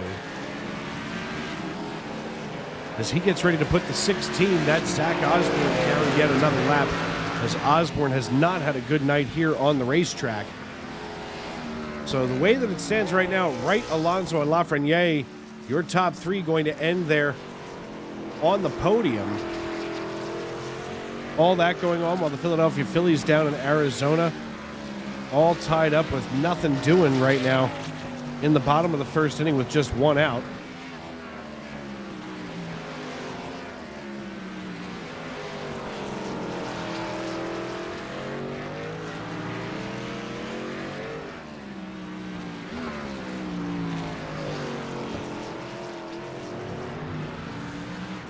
Taking a look elsewhere in the world of sports, at halftime in Denver, the Miami Heat lead the Denver Nuggets 51-44, even as the Nuggets have a two-game lead over them coming into tonight's finals performance, up 3-1. So I assume that we're going to see them make some halftime adjustments here. Obviously, a good pep talk from the head coach going to help as Novak Djokovic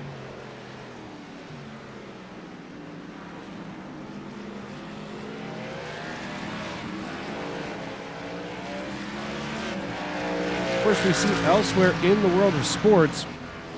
Right now, top of the 10th, Colorado and Boston tied up at 2 with the Ghost Runner out at second. Let's see if they're available right now on ESPN+.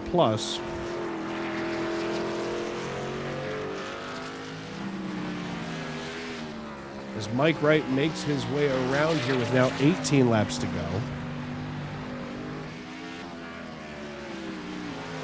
And, of course, the game in extra innings not available right now on ESPN+. Go figure. All kinds of baseball, and we're going to miss the good one.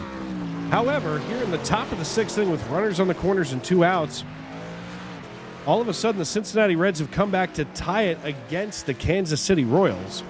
Of course, the Royals not the first team to call Kansas City home. Of course, Kansas City was the first home away from Philadelphia for the Athletics. Of course, the A's now playing in Oakland and perhaps looking to move forward and go out to Las Vegas as their football counterparts, the Raiders, have done. Of course, it's kind of exciting when you get to see things like that change. I mean, baseball has remained the wow. Mike Wright rolling through the hairpin with absolute surgical precision. Rolls out here and now makes it 17 to go at the line. But when you start to see teams get ready to move around in baseball, it doesn't happen very often, but I'm sure that the next team we're going to see become mobile is going to be the Oakland A's as they look to get out of that dump that they call the Coliseum. It's basically one of the last, if not the last, cookie-cutter stadium from back in the 70s. In fact, now that sparks my interest here.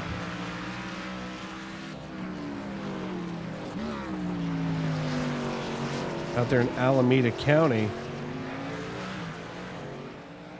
And actually, this was probably one of the first cookie-cutter stadiums, opened September 18th, 1966. Of course, right now, the only team playing there are the A's. But, you know, I always thought it was neat when you watch some of the highlights from back in the 70s and 80s, where they still had the baseball field, you know, especially in the fall, for Raiders games.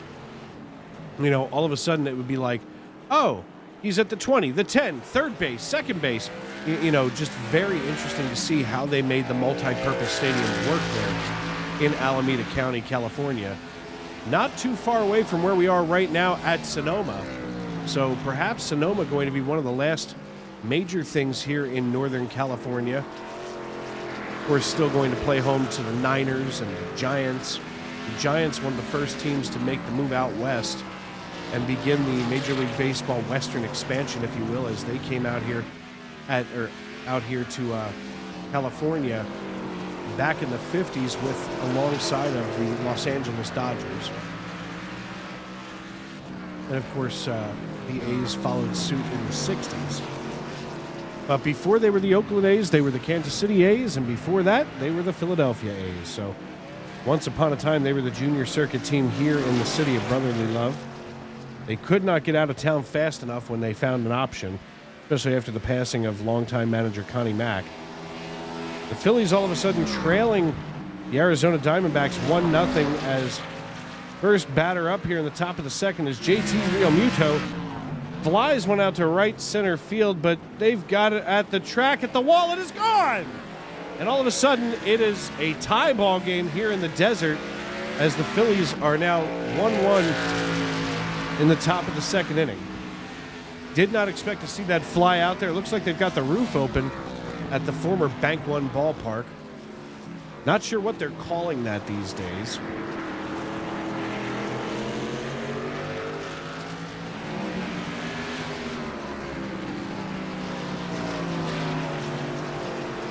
Chase Field.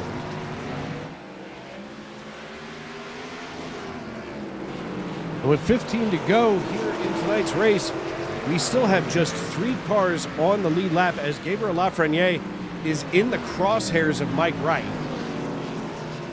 Mike Wright getting around the 72. That's Dan Morgan as Dan Morgan opens the door and allows Wright to just put Lafreniere in the crosshairs. And I'm sure that we're suddenly going to see him make as close of a run as humanly possible to lapping the field tonight at Sonoma. Sometimes you got to think outside the oval, and they absolutely have here in Northern California.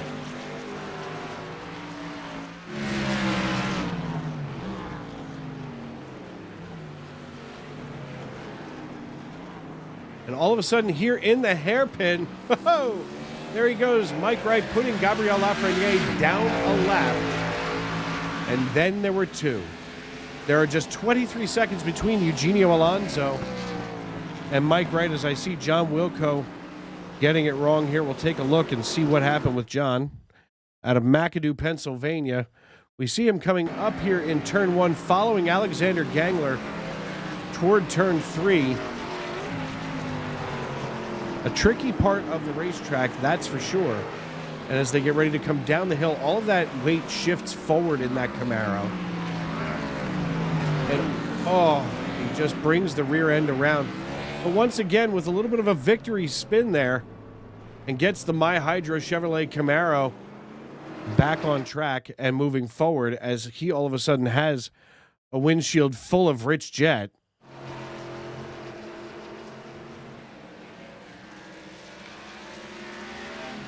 We get our ticker back up here.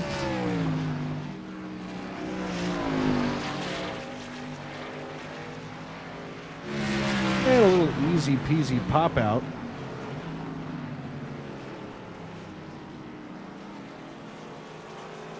So 1 out now in the top of the second.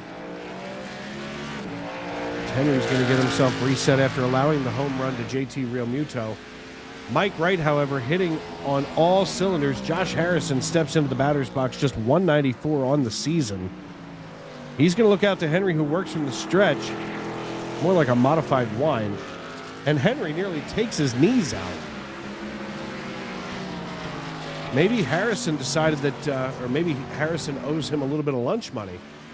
I'll tell you who doesn't owe anybody lunch money. Mike Wright here in the 98 Fresh Market Ford Mustang. He's up here with just 2 cars on the lead lap with 13 to go.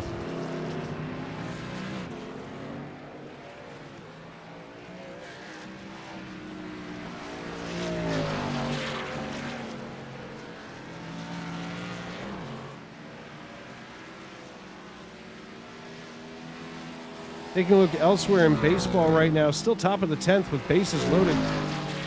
As right now, Colorado threatening to strike over top of the Red Sox in Boston. Top of the 9th right now, looks like San Francisco still leading St. Louis. The Cardinals trailing 4-3 with an out there in the top of the 9th. Top of the 7th in Arlington, Texas, as they are tied all up at 5. That's the Rangers and the Angels. Bottom of the 6th right now in Kansas City, tied up at 3. Top of the 2nd in Seattle as Miami trails 2-0 with 2 on and nobody out. So maybe they're looking to strike and put a crooked number on the board. Of course, we know the Phillies score tied up at 1. In the bottom of the 2nd, the Oakland A's tied up with the Tampa Bay Rays. No score yet. And, of course, Chris Claude, if you're listening now, cover your ears because it looks like the Atlanta Braves losing to the Detroit Tigers after the Tigers got their lunch served to them here in Philadelphia. Looks like maybe they've gone for a little bit of revenge on their East Coast swing down there in Macon County, Georgia. But speaking of swinging, Mike Wright swinging for the fences here in the number 98. He's only done this on 2 stops. Eugenio Alonso still looking to try to do this on 1 stop. Curious to see whether or not Mike Wright can hold Eugenio off, as there's 25 seconds between them with now 12 to go. And folks, I invite you right now for our first and probably final time here to turn it up right now on Sim Racing Media.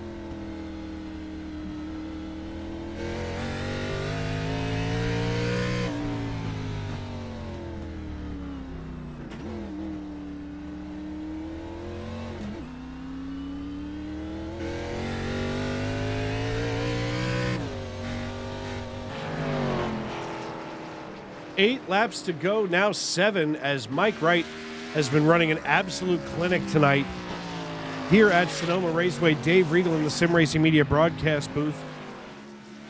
As there are just 2 cars left on the lead lap. Eugenio Alonso behind by 30 seconds. Next to no chance to catch Mike Wright, barring catastrophic failure of the number 98. As he is doing his best to keep it cranked up here. And we are doing our best to keep it cranked up right here on Sim Racing Media. As you can see right down there at the bottom of your screen, a new little feature here over the last couple of weeks. Our bottom line, if you will. We're going to take a quick look here at the pit strategy of these drivers. Mike Wright making this a 3-stop race. Eugenio Alonso making this a 1-stop race. I'm sorry, 2 stops for Wright, 1 for Alonso. And it seems like the 2-stop strategy has helped Alonso stay ahead as far as he has. 1 stop for Lafreniere, 2 for Rich Jett, and 1 for Chad Sanner. And for Lafreniere, Jett, and Sanner, it did not matter as they just watched Mike Wright blow the doors off of their machines with now 6 laps to go. Of course, we were just watching a moment ago the Phillies game here out in Arizona. Bottom of the second, 2 outs, all tied up at 1 as Taijuan Walker works the mound tonight. And all of a sudden, after the Colorado Rockies pull ahead of the Boston Red Sox in the top of the 10th inning, they've gone to rain delay as we've had some interesting weather here on the East Coast. Taking a look at the NBA with 3 minutes 58 seconds left in the 3rd period. Denver has now pulled to within 4 points of the Miami Heat. Taking a look at Chris Claude here, who seems to have gotten it wrong once again. Did not mean to do it, that's for darn sure, as he's already driving that air-cooled open wheel modified. That's like a modified with fenders, I guess you'd say, as he comes into the hairpin. And I'm betting we're about to see the rear end step right out. Chris, the racetrack's the other way unless you're trying to park it there for a used car sale. And even at that, I'm not sure who's going to buy the number 10 right now, Dasani Toyota.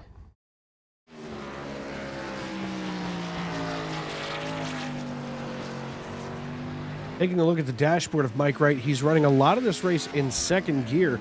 Stays there to nearly 100 miles per hour going downhill. In fact, we're going to see if he decides to move that anywhere else. All of a sudden, oh! Mike Wright is in the wall.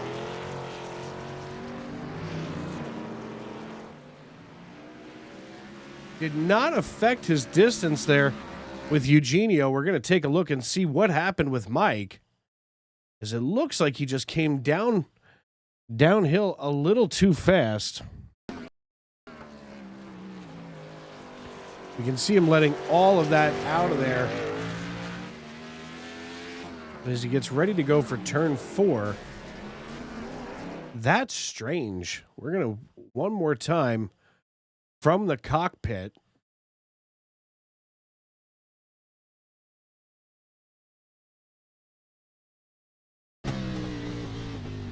We see Mike come out of turn 4. Everything's fine. Maybe a little bit of a money shift. Definitely not intentional, that's for sure.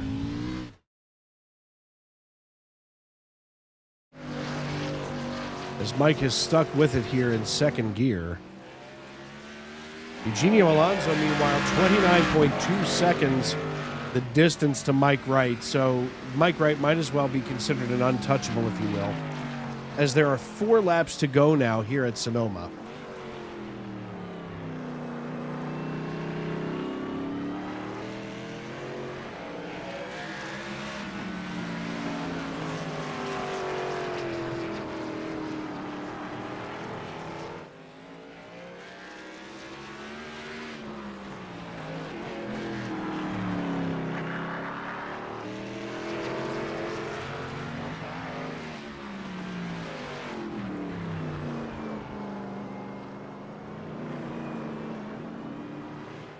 4 laps to go for Mike Wright, who has made it just 2 cars here on the lead lap himself. And from Buenos Aires, Argentina, Eugenio Alonso. Eugenio still trailing by about 29.5 seconds with 3 laps to go. Mike Wright is basically untouchable unless the engine suddenly drops out of the 98. Fresh market Ford Mustang, all kinds of cranked up tonight. He's obviously been dialed in, and I'd still be willing to bet that he's going to have some type of gripe about the way that the car was set up. Maybe something didn't feel right. As I've said so many times tonight, you know, he's kind of like Nick Saban. It has to be perfect for him to call it perfect.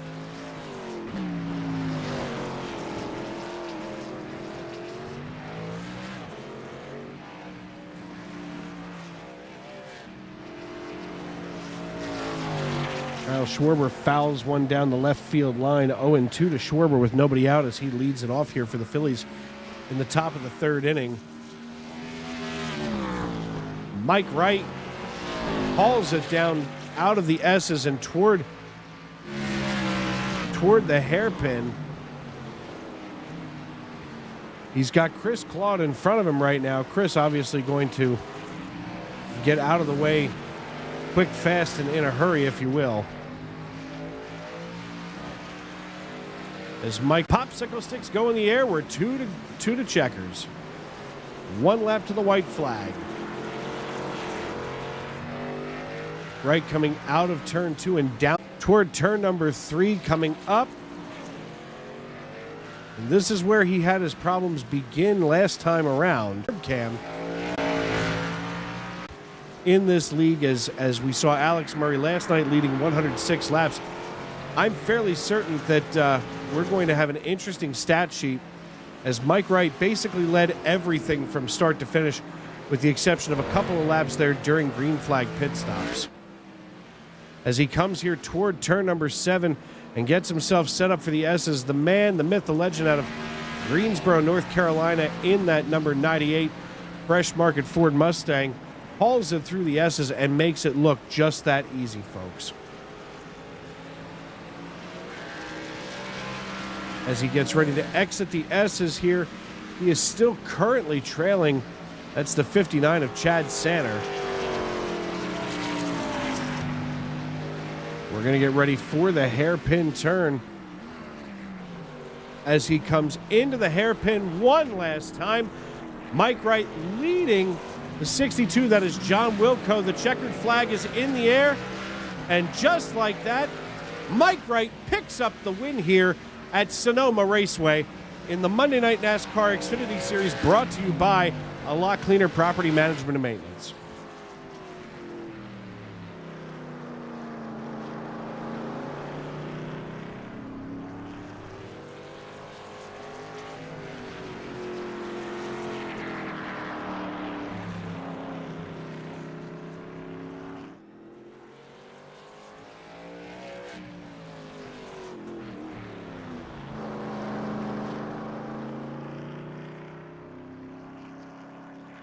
In the words of the late, great Harry Callis, Mike Wright, you are the man.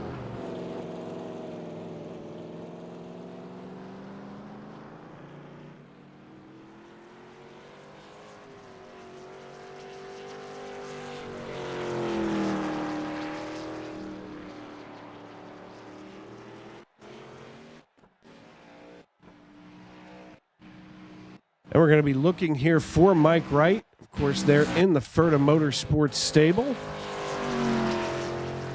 So I definitely got to that in this race. So that was good. My arms are tired, but it was good. Yeah, we talked about the arms possibly getting tired, before the race, and obviously it's happened here. I mean, listen, I've told everybody, you're kind of like, Nick Saban. You can beat everybody 74-3 and still think, well, I could have done a little bit more because we allowed 3 points. I mean, listen, man, you passed everybody except for Eugenio tonight. I mean, that's got to be a pretty special feeling when you're able to almost lap the entire field.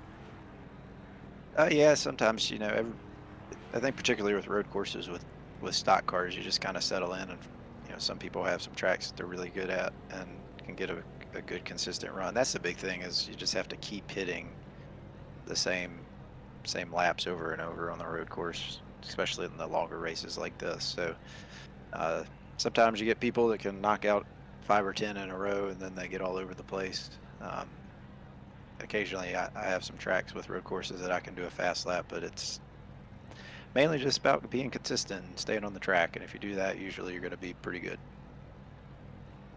Absolutely. Consistency is key tonight. Well, listen, obviously consistency paid off for the number 98 tonight. So before we cut you loose, as always, who do you need to tip your cap to and shout out tonight? Shout out to you, Chris, everybody putting it on. It seemed like everybody did a good job. I didn't hear about any crazy stuff going on during the race, which was nice. So hey, that's a good thing. Everybody settles in and just have some fun and works. And when you get a race like that, everybody gets better because you just keep practicing. You get a lot of good laps in. Minto, just riding in the passenger seat with me, even though he's driving his own car. Just especially in a race like that, just kind of keep talking, because sometimes you get to where you just kind of blank out for a moment or two here or there. So trust me, we understand that here in the broadcast booth. We need to watch the replay. So if you talk through it, if you just talk through the race the whole time, it just kind of keeps you sharp and going. So that's always good. And Fresh Market on the car, as always. So if you're in the area where Fresh Market is, go check them out. Good produce, good meats. They got some good deals going on. Just check them out if they're in your area.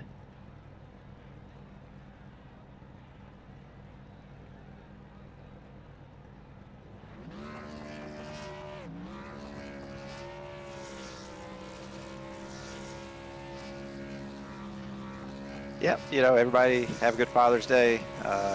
That's the one coming up, so have a good time. All right, buddy. Well, Mike Wright going to go burn it down once more here in the number 98, but right now we want to turn our attention to the man, the myth, the legend, Eugenio Alonso, the only driver that did not fall victim to the lapped curse that was Mike Wright tonight. Hey, Eugenio, it's Dave up in the booth. You got me? Hey, Dave, I got you, man. Hey, man, listen, good run tonight, and way to keep, Mike Wright away from that rear bumper of yours, because he made everybody else look like it was junior high out here.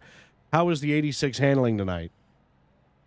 Yes, I can follow Mike maybe 15 laps. I drive hard, having rigs to keep the Mike pace. When lap cars coming, he passed too quickly. I lose a lot of time. I lose 3 or 4 seconds with the lap cars. And then when 5 or 6 seconds up, I don't have nothing to do. When he make 2 stop, I try to go 1 stop to try something different, but he had too many difference. He was really fast tonight. All race, he don't make mistakes. No, he definitely doesn't make mistakes. And I mean, Eugenio, you ran a darn near perfect race. I mean, you tried to do the one-stop move, and I totally get it. That's for sure. And obviously, looking back, maybe 2 stops to keep from sliding all over the racetrack might have been beneficial. But, hey, it's a road course. It's not what we're used to running, week in and week out. So, for a lot of these drivers, you had an advantage right out of the gate being a road course guy. Yeah, in the pit stop moments, I really don't know what is better. But if I run to stop like Mike, I don't have any chances. Maybe with 1 stop, I think at this moment I will win the second stage. But when I saw Mike behind me, what the fuck? Was too fast. In 10 or 15 laps, he catch me again. Yeah, he definitely did not take very long to get caught back up. But listen, before we cut you loose, who do you need to thank and shout out to tonight here before we head out at Sonoma? Yeah, I say thank to Nitro Setups for the set of the week are the great sets, and JDM for the lot of work he make. Thank for him. All right, man. Well, listen, congratulations, and we'll see you in a couple of weeks as we're off next week for Father's Day. So have a good Father's Day. Have a good weekend, and we will see you back in a couple of weeks. Thank you, Dave. Have a good Father's Day too. See you in a couple of weeks. All right, buddy. That, of course, the great Eugenio Alonso, driver, the number 86 Chevrolet Camaro. But last but certainly not least, our neighbor from the north, Gabriel Lafreniere from St. Jude. Hey, Gabriel, it's Dave up in the booth. You got me? Yes, I got you. Hey, man, listen, great run tonight for the 06, but you just couldn't hold Mike off to stay on the lead lap. How hard was it trying to stay on the lead lap tonight? It's really, really hard. 79 laps was really hard. 50 was a good number, but 79, wow. Yeah, it couldn't be 80, it couldn't be 50, it had to be 79, and I'm sure your arms are feeling like Jell-O right now. Yes. Oh, hard to focus, to stay in your line. No, not easy. No, not easy at all, especially when you're just trying to survive at that point. But, you know, here it is. It's a road course. I know that's a place that, excuse me, one moment. It's a place that you guys, you know, you and Eugenio excel at, and some of your other teammates who, of course, are absent from the field tonight. But, you know, we get back to our traditional ovals in a couple of weeks. How are you feeling, you know, getting the road course out of the way and going back to ovals? Tonight, my objective was to take the most point I can take. So third in each stage and at the finish, really nice. My objective is full. But yes, I hope the next oval. All right, man. Well, listen, congratulations. And we have an off week this coming week for Father's Day. Then we come back to Nashville Superspeedway. So before we cut you loose, who do you need to thank and shout out to tonight here from Sonoma? Thanks to you for the broadcast, the league, great organization, and Oxmoor Microbrasserie. All right, my friend. Well, listen, congratulations. Good job getting the Oxmoor. Sorry about that. The Oxmoor Chevrolet Camaro onto the third step of the podium, and we'll see you in a couple of weeks over at Nashville Superspeedway. Thanks. Good night. Well, folks, another one in the books here in the Monday Night NASCAR Xfinity Series, brought to you by A Lot Cleaner Property Management and Maintenance. As we went 79 laps, start to finish, no cautions, of course, because it is a road course. And it has just been an exciting night here on Sim Racing Media. One last time, we want to take a look at our final results. As Mike Wright was joined on the podium by Eugenio Alonso and Gabriel Lafreniere, Rich Jett and Chad Santer rounded out the top five, followed by Brandon Minto, Aaron Mack, Zachary Vaughn, Chris Claude, and Dan Morgan rounding out your top 10. The best of the rest is John Wilco, followed by Zach Osborne, Brad Gunn, Alexander Gangler, Tony Burt, and Anthony Paggio were the 16 drivers that took the green flag tonight. Of course, so many of these drivers decided to put it on the hauler early or wound up in the pits getting extensive repairs done here at Sonoma Raceway. And obviously, we were definitely thinking outside the oval tonight as the Monday Night NASCAR Xfinity Series puts another road course in the books. And it just seems like week in and week out with these road courses that the drivers do get comfortable. But this one kind of a hiccup in the middle of the season.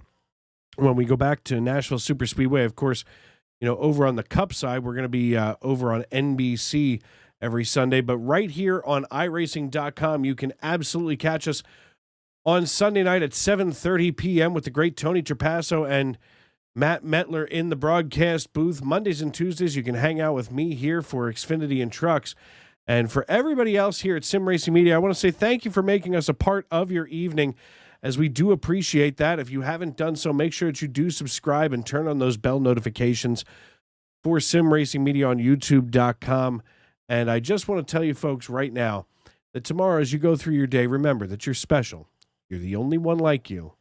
And that's perfect just the way you are. Good night, everybody.